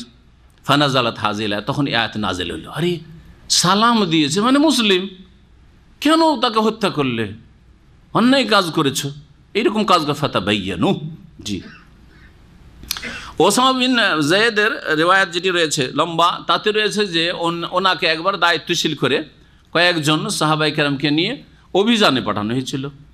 সামনে একজন কাফের পড়ল, বাহ্যিক সে কাফের, কাফের বংশ, আর এলাকা সব কাফেরদের এলাকা। ভাবলেন যে কাফের, উনি ইসলামের উচ্চারণ করেছেন, কিন্তু একজন নিউ মুসলিম কালেমা শুদ্ধ করে পড়তে পারে না, পারবে না। তো ঠিকভাবে লা ইলাহা ইল্লাল্লাহ শাহাদাতটা অত সুন্দর করে বলতে পারেনি, কিন্তু ইসলামের সাক্ষ্য প্রদান করেছে, লা ইলাহা ইল্লাল্লাহ সাক্ষ্য প্রদান করেছে।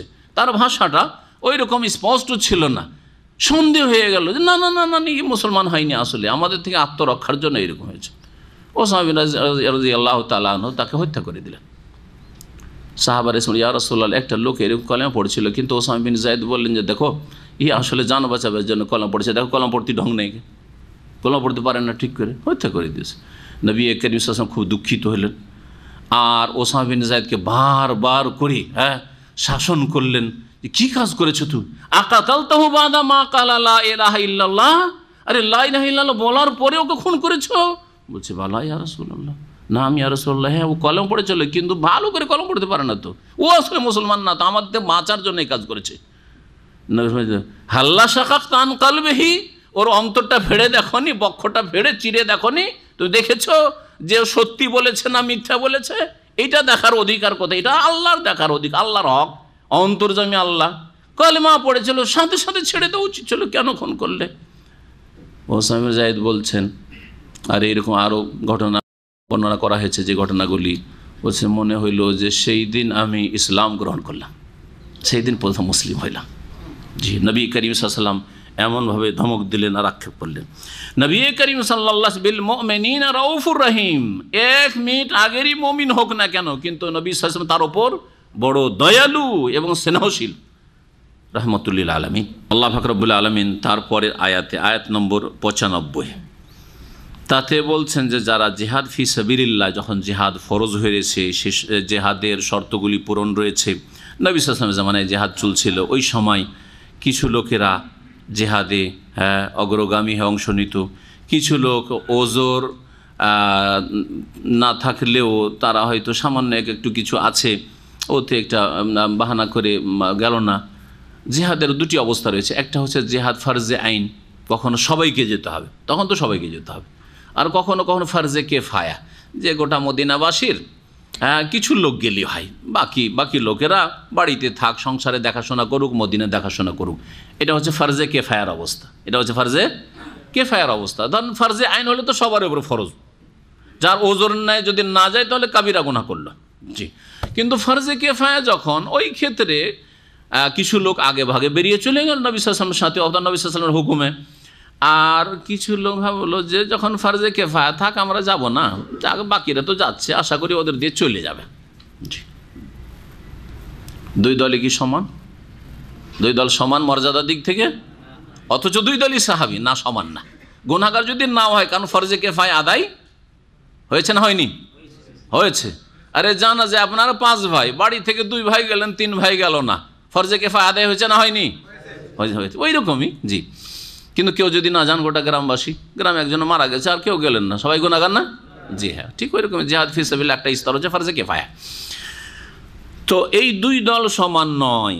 জি, তবে যদি ওজোর থাকে, একজন খোঁড়া আর একজন অন্ধ, আর একজন অসুস্থ, চলতে পারে না, বিছানা থেকে উঠতে পারে না, তো জিহাদে যা করবে কি? কিন্তু অন্তরে নিয়ত আছে, আল্লাহ যদি আমাকে সুস্থ রাখতেন তাহলে আমি জিহাদে আগে ভাগে অংশ নিতাম। নেকি সমান পাবে না পাবে না? পাবে। এই বিষয়গুলি আল্লাহ পাক এই আয়াতে বর্ণনা করেছেন। আল্লাহ পাক বলছেন, লা ইয়াস্তাবিল কায়েদুনা মিনাল মুমিনিনা গায়রু উলিদ দারারি ওয়াল মুজাহিদুনা ফি সাবিলিল্লাহি বিআমওয়ালি ওয়া আনফুসিহিম। সমান হতে পারে না, অক্ষম নয় এমন বসে থাকা মুমিন মুসলিমরা। জি, আল কায়েদুনা মিনাল মুমিনিনা, বসে থাকা মুমিনরা, গায়রু উলিদ দারারি, যারা অক্ষম নাই তারা। তাহলে একদল কারা? মুমিন, আর বাড়িতে বসে থাকলো, হ্যাঁ, নিজের শহরে গ্রামে বসে থাকলো, জিহাদের ময়দানে গেল না, অথচ অক্ষম নাই, তারা সমান হতে পারে না। কাদের সমান হতে পারে না? কাদের সাথে? ওয়াল মুজাহিদুনা ফি সাবিলিল্লাহ, ওই সব লোকেরা যারা আল্লাহর রাস্তায় জিহাদে অংশ নিয়েছে, বিআমওয়ালিম, তাদের ধন সম্পদ দিয়ে, ও আনফুসিহিম, তাদের জান দিয়ে, প্রাণ দিয়ে। এই দুই দল সমান হতে পারে না। জি, আল্লাহ পাক তার বলছেন, ফাদ্দালাল্লাহুল মুজাহিদিনা বিআমওয়ালিহিম ওয়া আনফুসিহিম আলাল কায়েদিনা দারাজাহ। আল্লাহ পাক রব্বুল আলামিন শ্রেষ্ঠত্ব দান করেছেন ওই সব লোকদেরকে যারা নিজের জান এবং ধন সম্পদ মাল দিয়ে জিহাদ করে থাকে।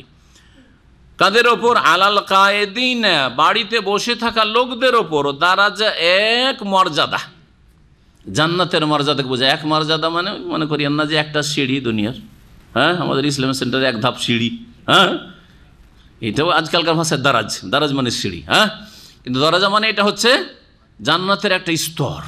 জি, জান্নাতের একটা স্তর। আল্লাহ পাক রব্বুনা বলছেন, ওয়া কুল্লাম ওয়াদাল্লাহুল হুসনা, তবে প্রত্যেকের সাথে আল্লাহ পাক রব্বুল আলামিন আল হুসনা, জান্নাতের ওয়াদা করেছেন।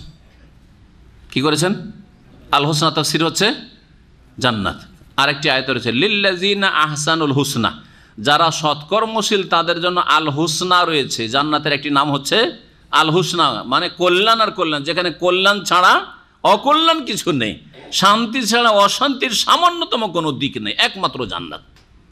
দুনিয়ার কোনো রাজাও বলতে পারবে না যে আমার অশান্তি বলে কিছু নেই, আমার টেনশন বলে কিছু নেই, হ্যাঁ, আমার মন কখনো খারাপ হয় না। আছে কেউ নাকি? জি হ্যাঁ, কেউ নেই। একমাত্র জান্নাত, যেখানে সুখ ছাড়া, শান্তি ছাড়া অশান্তির সামান্যতম কোনো গন্ধ নেই।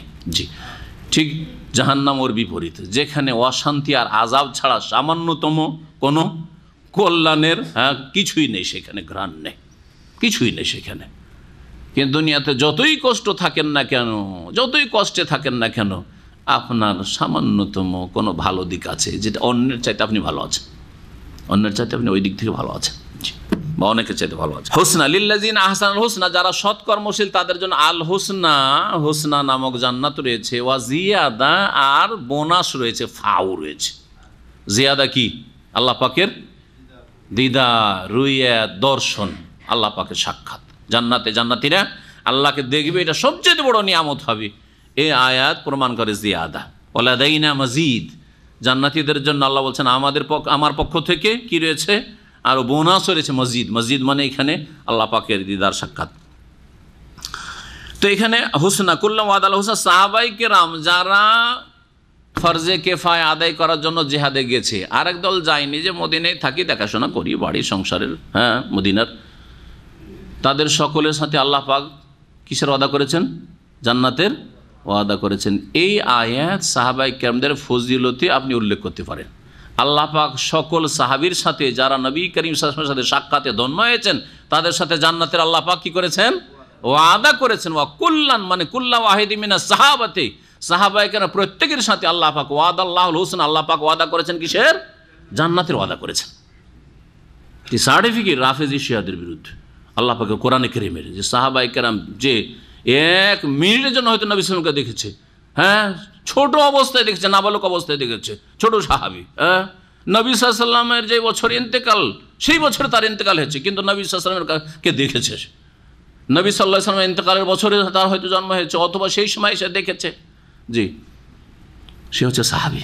জি, সে উপলব্ধি করুক আর নাই করুক, তাদের সকলের সাথে আল্লাহ পাক জান্নাতের ওয়াদা করেছেন। তারপর আল্লাহ পাক বলছেন ওয়াফাদ্দালাল্লাহুল মুজাহিদিন আলাল কায়েদিন আজরান আযীমা। আল্লাহ পাক শ্রেষ্ঠত্ব দান করেছেন মুজাহিদিনদেরকে, জিহাদকারীদেরকে, আলাল কায়েদিন বাড়িতে বসে থাকা লোকদের ওপর। এখানে বিনা ওজরে, আগেটা ছিল দুই জায়গায়। আগে আছে যে আল্লাহ পাক রব্বুল আলামিন মুজাহিদিনদেরকে, যারা জান মাল দিয়ে জিহাদ করে, তাদেরকে বসে থাকা লোকদের ওপর আল্লাহ এক মর্যাদার শ্রেষ্ঠত্ব দান করেছেন। দুই দলই সাহাবী, দুই দলই মুমিন, খাঁটি মুমিন, কিন্তু ফরজে কিফায়ার জন্য এক দল জিহাদে গেছে, আর এক দল যায়নি। যে ফরজে কিফায়া কিছু লোক গেছে চলবে, আমার ভাই গেছে চলবে, আমার আত্মীয় স্বজন গেছে চলবে, এইরকম তাদের ওপর আল্লাহ পাক কি করেছেন? জান্নাতের এক উঁচু মর্যাদা দান করেছেন। কি এটা ছিল বিনা ওজরে। হ্যাঁ, আর এক দল রয়েছে যাদের ওজর রয়েছে, কিন্তু তাদের মনের আকাঙ্ক্ষা রয়েছে।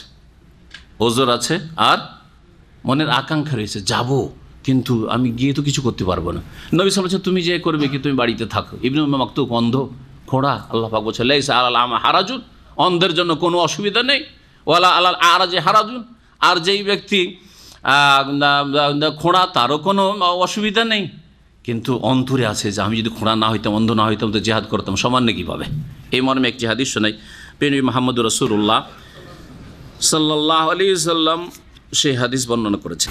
সহিহ বুখারীর হাদিস, নবী সাল্লাল্লাহু আলাইহি ওয়াসাল্লাম বলছেন, আনাস রাদিয়াল্লাহু তাআলা আনহু থেকে বর্ণিত, আন্না রাসূলুল্লাহ সাল্লাল্লাহু আলাইহি ওয়াসাল্লাম কাল ইন্না বিল মদিনাতি আকওয়ামান, মদিনায় কিছু লোকেরা রয়েছে, মাসিরতুম মিন মাসিরিন, যে কোনো তোমরা সফরে তোমরা ভ্রমণ করেছো, ওয়ালা কাতাতুম মিন ওয়াদিন, অথবা কোনো উপত্যকা মাঠ ঘাট অতিক্রম করেছো, ইল্লা ওয়াহুম মাআকুম, সেই অবস্থায় তারা মদিনায় থাকা সত্ত্বেও তোমাদের সাথে রয়েছে, ফিহে, এই সফরে। মদিনাতে বসে আছে বেশ কিছু লোকেরা, তোমরা যে কোনো জায়গায় ভ্রমণ করো না কেন, যে কোনো মাঠ তোমরা অতিক্রম করো না কেন, তোমাদের সাথেই এই জিহাদে তারা রয়েছে। কালু, সাহাবীরা বললেন যে ইয়া রাসূলুল্লাহ ওয়াহুম বিল মদিনাতে, হে আল্লাহ রাসূল, তারা মদিনাতে আছে আর আমাদের সাথে আছে, আবার আমরা গেছি জিহাদে আর ওরা মদিনায় বসে আছে আর আমাদের সাথে আবার আছে, এটা কেমন কথা হইল? কালা নাম, নবী সাল্লাল্লাহু আলাইহি ওয়াসাল্লাম, হ্যাঁ তারা তাও তোমাদের সাথেই রয়েছে। হাবাসাহুমুল ওজর, ওজর তাদেরকে বাধাগ্রস্ত করেছে, ওজরের কারণে, অসুবিধার কারণে তারা যেতে পারেনি, কিন্তু নেকির দিক থেকে, সওয়াবের দিক থেকে, বদলার দিকে তোমাদের সাথেই রয়েছে, তারাও মুজাহিদিন। আর এক দল আছে যারা সুস্থ, যেতে পারবে, তারপরেও যায়নি, যেতে পারবে যায়নি। ওদের ক্ষেত্রে আল্লাহ পাক রব্বুল আলামিন বলছেন ওয়াফাদ্দালাল্লাহুল মুজাহিদিন আলাল কায়েদিন আজরান আযীমা, ফজিলত দান করেছেন মুজাহিদিনদেরকে বাড়িতে বসে থাকা লোকদের ওপর আজরান আযীমা, মহাপুরস্কার প্রদানের মাধ্যমে। মহাপুরস্কারে আল্লাহ পাক মহাপুরস্কার দান করবেন মুজাহিদিনদেরকে, যারা জিহাদে অংশ নিয়েছে, ওদের ওপর যারা যায়নি, বাড়িতে বসে থেকেছে, তাদের ওপর দারাজাতিম মিনহু, বহু স্তরে আল্লাহ পাক তাদেরকে সম্মানিত করবে। এখানে এক মর্যাদা বলেননি, বহু মর্যাদা আল্লাহ পাক দান করবেন। ওয়া মাগফিরাতাম ওয়া রাহমা, এবং আল্লাহ পাক তাদের ক্ষমাও করবেন এবং দয়াও করবেন। ওয়া কানা আল্লাহু গফুরার রাহিমা, আল্লাহ পাক বড় মার্জনাকারী, বড় দয়ালু।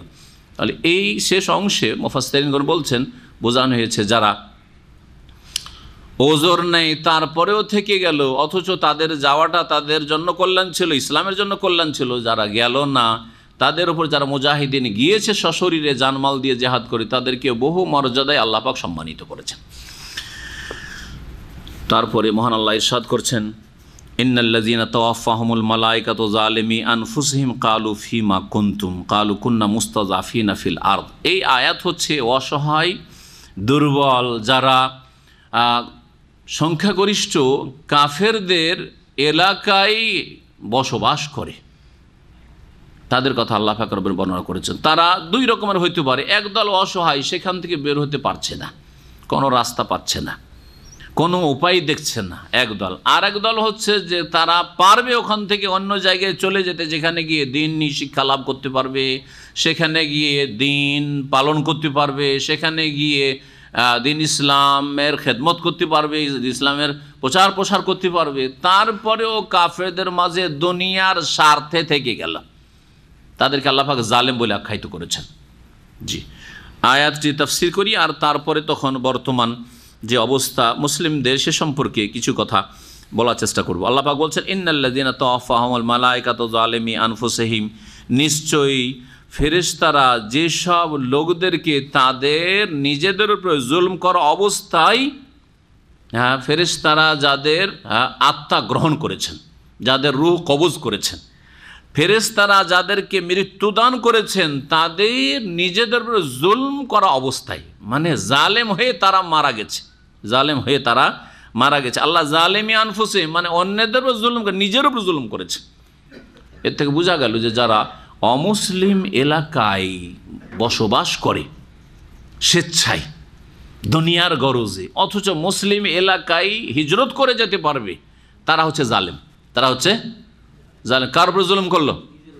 নিজের। জালেমে আনফুস, অন্যের উপর জুলুম করে, নিজের উপর জুলুম করেছে, নিজের উপর জুলুম করেছে।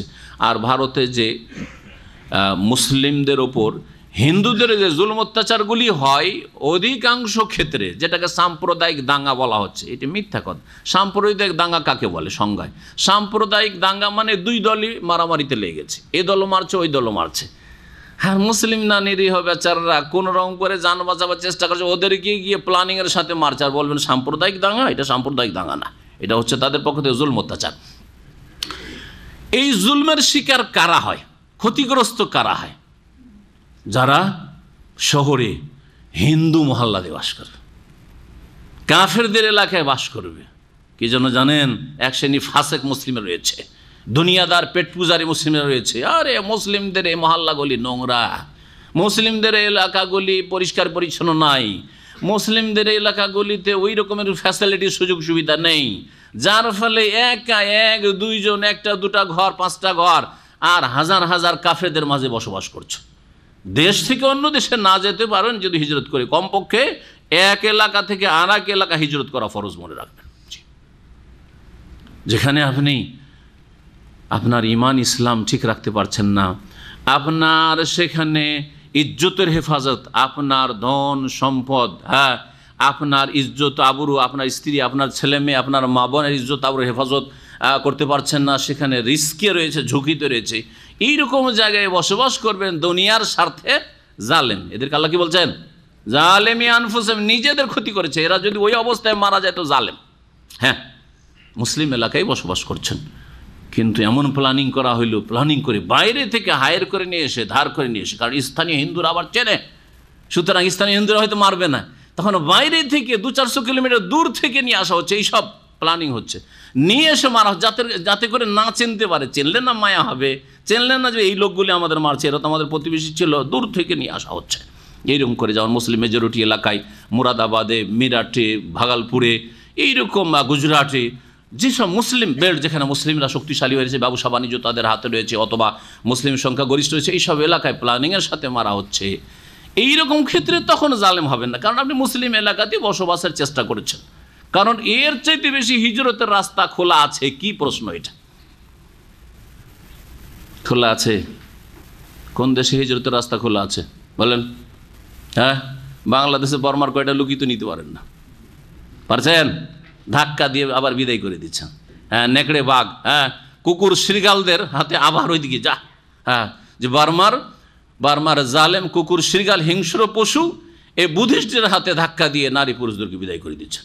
বরং অসৎ লোকেরা এখানে, নারীরা আসছে, মুসলিমরা তাদের ইজ্জতের হেফাজত কি করবে, তাদের ইজ্জত নিয়ে ছিনিমিনি খেলা করছে অসৎ পাপিষ্টরা। আল্লাহর আযাব কেন আসবে না বলেন, চিন্তা করেন। জি, কোথায় হিজরতের জায়গা কোথায় আছে? এর উপরন্তু যদি বলতে হয়, এসব দেশে তো মুসলিম যথেষ্ট সংখ্যা আছে, যারা ইউরোপ আমেরিকাতে মুসলিমেরা বসবাস করে, ওরা যদি দুনিয়ার স্বার্থে যায় যে ওখানে থাকলে আমার দুনিয়া বেশি সুখী হবে, তাহলে অবশ্যই পাবি জালিম আনফুসিহিম। কিন্তু যদি নিরুপায়, ওখান থেকে হিজরতের কোনো জায়গা নেই, ওখান থেকে হিজরতের কোনো জায়গা নেই, যাবে কোথায়? আর কে আশ্রয় দেবে? কে আশ্রয় দেবে? কোথায় আশ্রয় রয়েছে?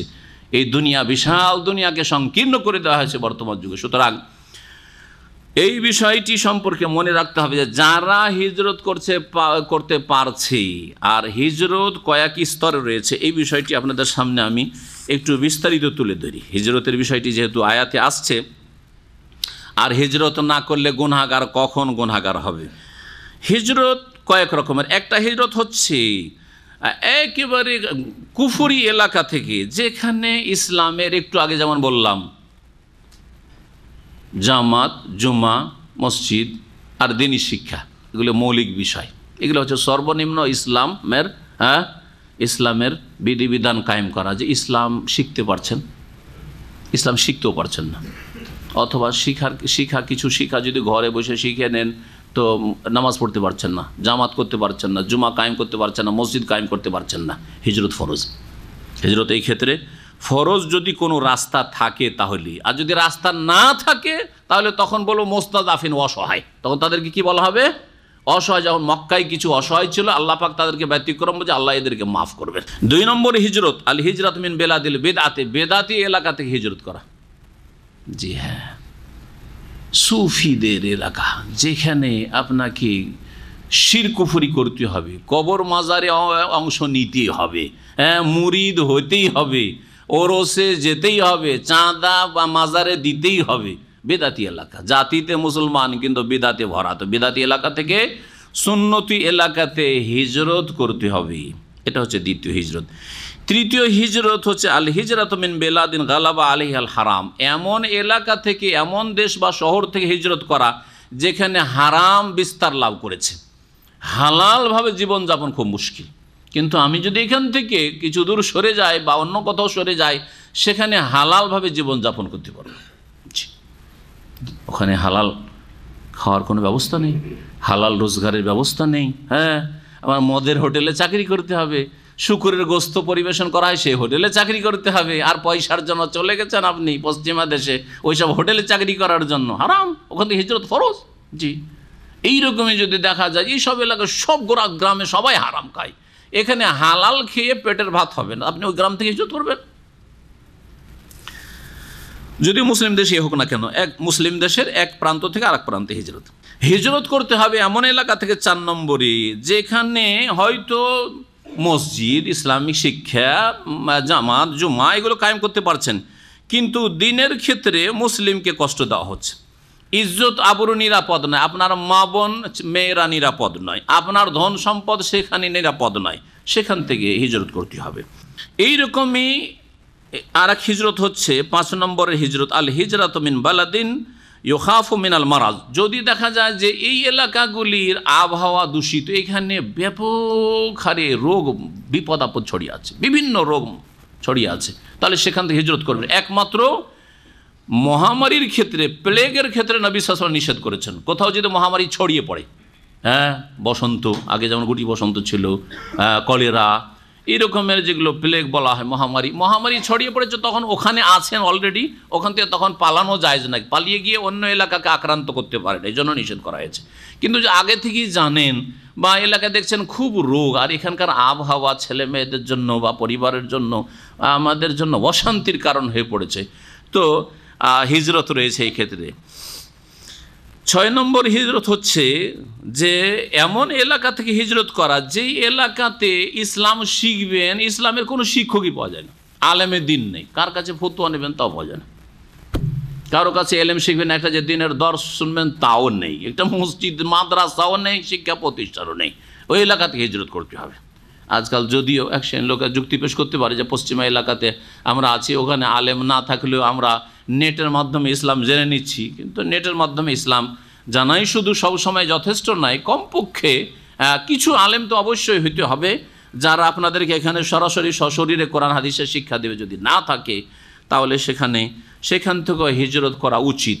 কখনো হয়তো ফরজ হবে না, এই হিজরতগুলি কখনো ফরজ হবে, কখনো মুস্তাহাব হবে, অবস্থা হিসাবে আপনার এই হুকুম হবে, কখনো ফরজ আর কখনো মুস্তাহাব হবে। আল্লাহু আলাম। আসেন আয়াতে আল্লাহ পাক রব্বুল আলামিন বলছে, ইন্নাল্লাযীনা তাওয়াফাহুমুল মালায়েকাতু, নিশ্চয়ই ফেরেশতারা যাদের আত্মাগুলি গ্রহণ করেছেন, জালিমি আনফুসিহিম, তাদের নিজেদের উপর জুলম করা অবস্থায়, অর্থাৎ কাফেরদের মাঝে বসবাস করে সেখানে কাফেরদের হাতে নিহত হয়েছে কালু, তাদের ইন্তেকালের পরে ফেরেশতারা বলেন তাদেরকে, ফিমা কুনতুম, তোমাদের কি হয়েছিল, কি ব্যাপার, এইরকম কেন মারা গিয়েছিলে, কাফের হাতে কেন খুন হয়েছিলে? হ্যাঁ জি, কি ব্যাপার, তোমরা এরকম হারামে কেন ডুবেছিলে, বিদাতীদের এইরকম বেদাতের কাজে কেন সাহায্য করেছিলে, কি ব্যাপার ওরসে আর কবর মাজারে চাঁদা কেন দিয়েছিলে, ফিমা কুনতুম, আল্লাহ জিজ্ঞেস করবেন। জি, তখন বলবে ওই লোকেরা, কালু কুন্না মুস্তাযাফিনা ফিল আরদে, আমরা দেশে অসহায় ছিলাম, বড়ই দুর্বল ছিলাম, খুব কমজোর ছিলাম, চাঁদা না দিলে উপায় ছিল না, পূজার আর মাজারের, হ্যাঁ মিলাদে হাজির না হইলে উপায় ছিল না, অথবা কি করব অন্য কোথাও যেতে পারিনি, এই জন্য ওখানে ছিলাম। কালু, তখন ফেরেশতারা বলবে, কথোপকথন হচ্ছে কিন্তু, হ্যাঁ বরজাখী জীবনে এই যে মৃতদের সাথে কথা হচ্ছে ফেরেশতাদের, আলাম তাকুন আরদুল্লাহ ওয়াসিয়াতান ফাতুহাজিরু ফিহা, আল্লাহর জমিনটা কি প্রশস্ত ছিল না যে সেখানে তোমরা হিজরত করে চলে যেতে? আরে যেই এলাকায় নিরুপায় ছিলে আর অসহায় ছিলে আর দিন ইসলাম ঠিকভাবে পালন করতে পারছিলে না, তোমাকে শিরক বিদআতে লিপ্ত হতে হচ্ছিল, সহযোগিতা করতে হচ্ছিল, এখান থেকে অন্য জায়গায় হিজরত করতে পারোনি? আল্লাহর জমিন কি একেবারে সংকীর্ণ হয়ে গেছিল? ফাউলাইকা মাওয়াহুম জাহান্নাম, আল্লাহ বলছে এরাই তো সেই লোকেরা যাদের বাসস্থান হচ্ছে জাহান্নাম, ওয়াসাআত মাসিরা, আর তাদের প্রত্যাবর্তন স্থল কতই না জঘন্য। এই জাহান্নাম কতই জঘন্য প্রত্যাবর্তন স্থল বা আবাসস্থল। সুবহানাল্লাহ, চিন্তা করেন তাহলে, শখ করি দুনিয়ার লোভ লালসায় কাফের দেশে স্থায়ীভাবে বসবাস করা, অথচ সেখানে যদি ইসলাম পালন না করতে পারেন, হ্যাঁ ইসলাম যদি পালন করতে পারেন, ইসলাম যদি পালন করতে পারেন তো থাকেন, বলছেন যে সব কাফের দেশ থেকে উইটা সবাই চলে আসেন, তাহলে ওই দেশে ইসলামের দাওয়াত কে করবে? জি, সেখানে ইসলাম পালন করতে পারবেন। কতটা ইসলাম পালন করা? আবার বলেন আপনারা, একটু আগে বললাম, দুইবার করে বলেছি কিন্তু মাঝে মাঝে, হ্যাঁ কমপক্ষে দিনী শিক্ষা নিতে পারছেন, আর জুমা জামাত কায়েম করতে পারছেন, আর জুমা জামাতের জন্য মসজিদ লাগবে, মসজিদ কায়েম করতে পারছেন, তাহলে আপনি মোটামুটি ইসলাম পালন করতে পারছেন। আর যদি ইসলাম কায়েম করা মানে চোরের হাত কাটা, তাহলে তো মুসলিম দেশ থেকেও হিজরত করতে হবে, সব সৌদি আরব চলে আসতে হবে, তাই না? কারণ আর কোথাও তো চোরের হাত কাটা হয় না, কেসাস হয় না, হত্যার বদলে হত্যা হয় না, জেনার শাস্তি হচ্ছে না, তাই না? ইসলামী শাস্তি হচ্ছে না, সুতরাং সারা মুসলিম দেশ থেকে হিজরত করতে হবে, সম্ভব। আল্লাহ পাক বলছে ইল্লাল মুস্তাযাফিনা মিনার রিজাল, তবে যদি একেবারে অসহায় হয়, পুরুষ মানুষ, যুবক মানুষ কিন্তু অসহায়, হাত পা বাঁধা আছে, বেরোতে দিবে না, বেরোলে খুন করে দেবে, দেশ থেকে বেরোতে দিচ্ছে না। আজকালকার আইনের যুগে পাসপোর্ট নেই, বেরোবেন কোথায় আপনি, তাই না? আর যখন এসব পাসপোর্ট আর ভিসার আইন ছিল না তখনকার যুগে হাত পা বেঁধে মক্কাতে মুসলিম মুস্তাযাফিন দুর্বল অসহায়দেরকে হাত পা বেঁধে ঘরে বন্ধ করে রেখেছে, জেনেছে যে এরা ইসলাম কবুল করেছে, ধরা খেয়েছে। জি, অথবা তারা নারী, মহিলারা একাই কোথায় যাবে, অসহায়। ওয়াল বিলদান, শিশুরা কোথায় যাবে, লা ইয়াস্তাতিউনা হিলাতান, কোনো উপায় তারা পাচ্ছে না, কোনো উপায় নেই এদিক ওদিকে হিজরত করার। ওয়ালা ইয়াহতাদুনা সাবিলা, আর কোনো রাস্তাও তারা চেনে না, যে কোন রাস্তায় যাব, কোথায়, কোনখানে আশ্রয় নেব, কোন জায়গায় গিয়ে বাড়ি বাঁধবো, কিছুই বুঝে না। তাহলে আল্লাহ ওদেরকে মাফ করবেন, এরা জালেম হবে না এবং এরা জাহান্নামে যাবে না, আশা করি স্পষ্ট। ফাউলাইকা আসাল্লাহু আন ইয়াফু আনহুম, এরা ওই সব লোকেরা যে সম্ভবত আল্লাহ পাক তাদেরকে ক্ষমা করে দেবেন, যারা অসহায় পুরুষ, অসহায় নারী, অসহায় যারা শিশু, আল্লাহ পাক এদেরকে মাফ করে দেবেন, যারা রাস্তাও চেনেন না, কোনো উপায়ও পাচ্ছে না। ওয়া কানা আল্লাহু আফুয়ান গাফুরা, আল্লাহ পাক বড় ক্ষমাকারী এবং মার্জনাকারী। ওয়া মান ইউহাজির ফি সাবিলিল্লাহ, আল্লাহর রাস্তায় যারা হিজরত করে, ইয়াজিদ ফিল আরদে মুরাগামান কাসীরা ওয়া সাহ, তারা আল্লাহর জমিনে পৃথিবীতে অবশ্যই আশ্রয়স্থল, বহু আশ্রয়স্থল পাবে। মোরাগামান আশ্রয়স্থল, কাসীরান বহু, অনেক আশ্রয়স্থল পাবে। জি, ওয়াসাআতান, এবং প্রাচুর্য পাবে। এই কথা চিন্তা করলে হবে না যে আমার মাতৃভূমি ছেড়ে কোথায় যাব, আমার এখানে ব্যবসা বাণিজ্য আছে, এখানে আমার জমি জায়গা আছে, ভিটে মাটি আছে, এসব ছেড়ে কোথায় যাব, না না। ওয়াসাআতান, প্রাচুর্য পাবে, রুজির প্রাচুর্য পাবে হিজরত করলে, এবং বহু আশ্রয়স্থল পাবে চেষ্টা করলে।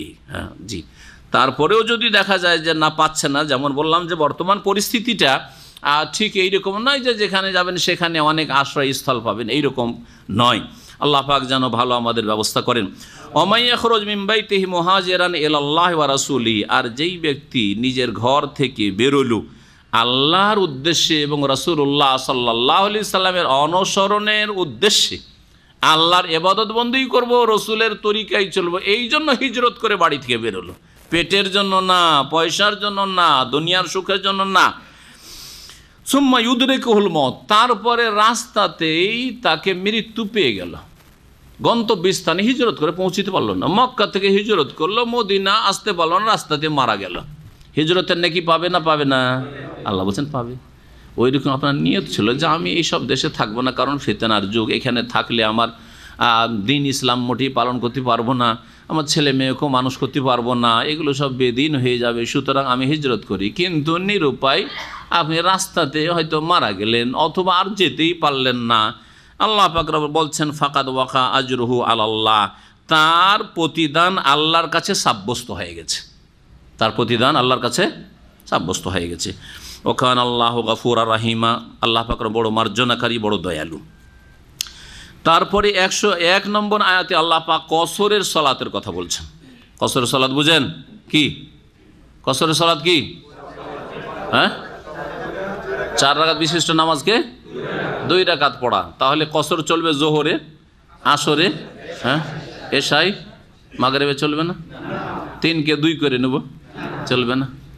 হ্যাঁ, আলহামদুলিল্লাহ জানছেন, আমার 20-22 বছর যখন বয়স, এরকম ঘটনা ঘটেছে। মাদ্রাসা ফারেক, দাওরা ফারেক, মাগরিবের কসর, মাগরিবের কসর কি ব্যাপার? মাগরিবের কসর বলছে 3 রাকাতে 2 রাকাত পড়লাম। জি হ্যাঁ, হাদিসে স্পষ্ট রয়েছে মাগরিবে কোনো কসর নেই, মাগরিবে কসর নেই, ফজরে কসর নেই। জি হ্যাঁ, তো আলহামদুলিল্লাহ আমাদের দেশের এক শ্রেণী বিদাতি মোল্লাদের এত গায়ের ঝাল আপনাদের তৌহিদ সুন্নাত আর সহি আকীদা শিখায়, যে বলছে যে এখানে ক্লিন করতে যায় আরব দেশে, আর যাওয়ার পরে ইসলাম শিখে বলছে না বিদাতিরা। ওদেরকে বলছে তোদের দাওরা মুফতি ফতোয়া দিচ্ছে যে মাগরিবে কসর আছে। জি হ্যাঁ, তো কতটা শিক্ষাগত যোগ্যতা দাওরা ফারেক হয়ে হয়? সবার হয় না, অল্প কিছু, 2টা একটা ভালো হচ্ছে, সেটা আলাদা কথা, শতকরা।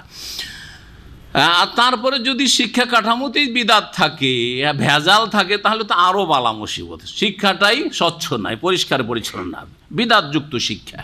আর এখানে সৌদি আরব থেকে কাজকর্ম করতে এসে শিখে যাচ্ছে, হজ উমরা করে যাচ্ছে। আর এ বিদাতি মোল্লারা, এদের তো শুকরিয়া আদায় করা উচিত ছিল যে জাযাকুমুল্লাহ খায়র, তোমরা গিয়েছো রুজি রোজগার করার জন্য, আলহামদুলিল্লাহ হজও করে আসলে, উমরাও করে আসলে, আরে দিনও শিখে এসছো, মাশাআল্লাহ দাড়িটাও নিয়ে এসছো, আর টাকনার উপরে কাপড়টাও নিয়ে এসছো, মাশাআল্লাহ হালাল হারামটাও বুঝতে শিখেছো, তারও তো শুকরিয়া আদায় করা উচিত ছিল, খুশি হওয়া উচিত ছিল।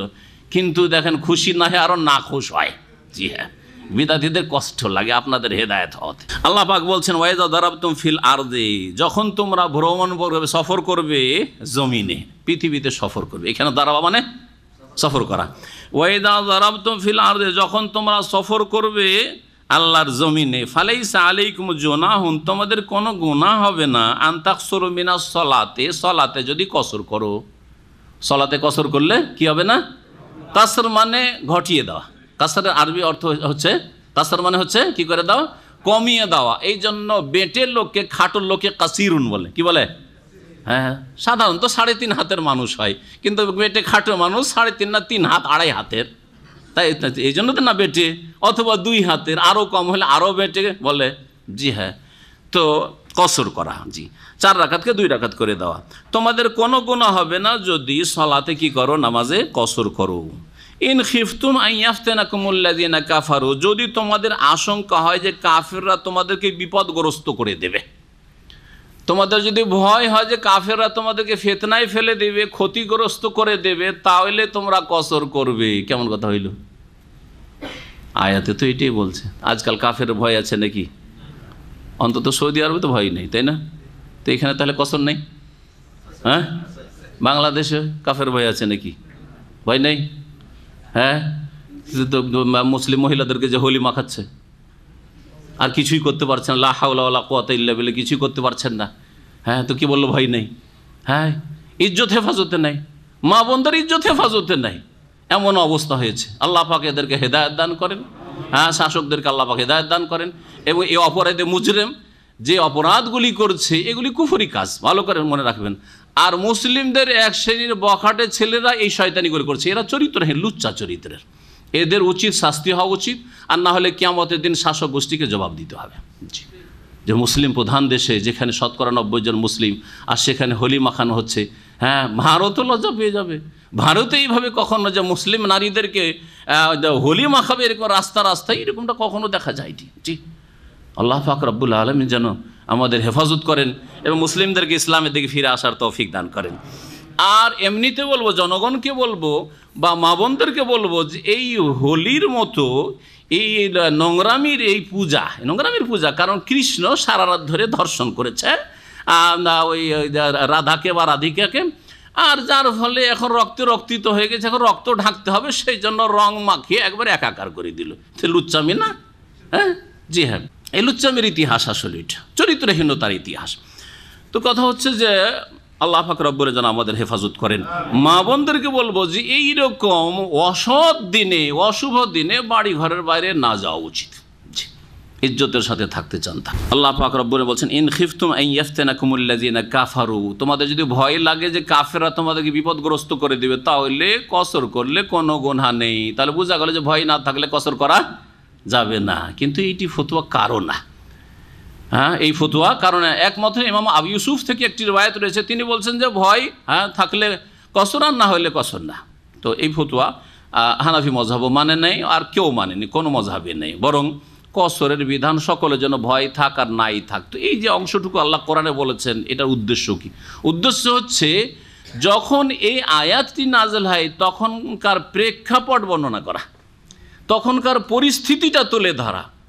যখন কসরের ছাড়টা, ডিসকাউন্টটা আসে যে 4 রাকাত নামাজকে 2 রাকাত করে সফরে পড়তে পারবে, তখন মুসলিমরা কাফেরদের থেকে আশঙ্কায় ছিলেন যে যে কোনো সময় আমাদেরকে লম্বা 4 রাকাত নামাজ পড়তে থাকি তো বিপদগ্রস্ত করতে পারে, ক্ষতি করতে পারে। ইন খিফতুম আন ইয়াফতিনাকুমুল্লাযিনা কাফারু, তখনকার বর্তমান অবস্থা ছিল। এখন সেই অবস্থা থাক আর নাই থাক, যে কোনো অবস্থা, নিরাপত্তায় থাকি অথবা নিরাপত্তাহীনতায় থাকি, সর্ব অবস্থাতেই কসর মুসাফিরের জন্য কি ওয়াজিব না জায়েজ না সুন্নাত? সুন্নাতে মুআক্কাদা, ওয়াজিব না। যারা ওয়াজিব বলেছে তারাও ভুল, আর ফোকাহারা কেউ জায়েজ বলেননি, বরং এটি হচ্ছে সুন্নাত। এই কসর করা হচ্ছে উত্তম, তবে কেউ কসর না করে যদি পুরো নামাজ পড়ে নেয় কখনো তো সে জায়েজ, কিন্তু উত্তম কাজ সেটা হলো না। অনেকে এই ক্ষেত্রে বাড়াবাড়ি করে, কারণ কিছু মাযহাবে এরকম আছে ফতোয়া যে কসর করা যাবে না, কসর করা ওয়াজিব না। উসমান রাদিয়াল্লাহু তাআলা মিনাতে কসর করেননি। জি, সুতরাং সাহাবী তো আর ওয়াজিবের খেলাফ কোনো কাজ করতে পারেন না। খলিফায়ে রাশেদ, ইন্নাল কাফিরিনা কানু লাকুম আদুওয়ান মুবিনা, নিঃসন্দেহে কাফের তোমাদের প্রকাশ্য শত্রু, নিশ্চয়ই কাফের তোমাদের প্রকাশ্য শত্রু। সুতরাং তোমাদের ভয় ভীতি থাকলে তোমরা এরকম করবে। ভয় ভীতি থাক আর নাই থাক, কসরের সালাতের বিধান এই বললাম। আর এই মর্মে বেশ কিছু হাদিসও রয়েছে, যে হাদিসগুলি কসর সম্পর্কে আপনারা জেনে নিতে পারবেন, পড়ে নিতে পারবেন, অথবা মাসাইলগুলি আপনারা আলোচনা থেকে শুনে নিতে পারবেন। এর পরের আয়াতে আমাদের আসবে ইনশাআল্লাহ তাআলা সলাতুল খৌফের আয়াত। ভয়ভীতির অবস্থায় নামাজের তরিকা কি হবে, 102 নম্বর আয়াত থেকে আল্লাহ পাক সহি সালামত রাখলে আগামী সপ্তাহে তাফসির হবে। আল্লাহ পাক যেন সহি সালামতে আপনাদেরকেও রাখেন, আমাদেরকে সহি সালামতে রাখেন। যেখানে আমরা থাকি সব জায়গায় আল্লাহ পাক যেন হেফাজতে রাখেন। আল্লাহ পাক রব দিনের দাওয়াতে যারা বরকত দান করেন। ওয়া সাল্লাল্লাহু আলা নবিয়ানা মুহাম্মদ ওয়া আলা আলিহি ওয়া সাহবিহি আজমাইন।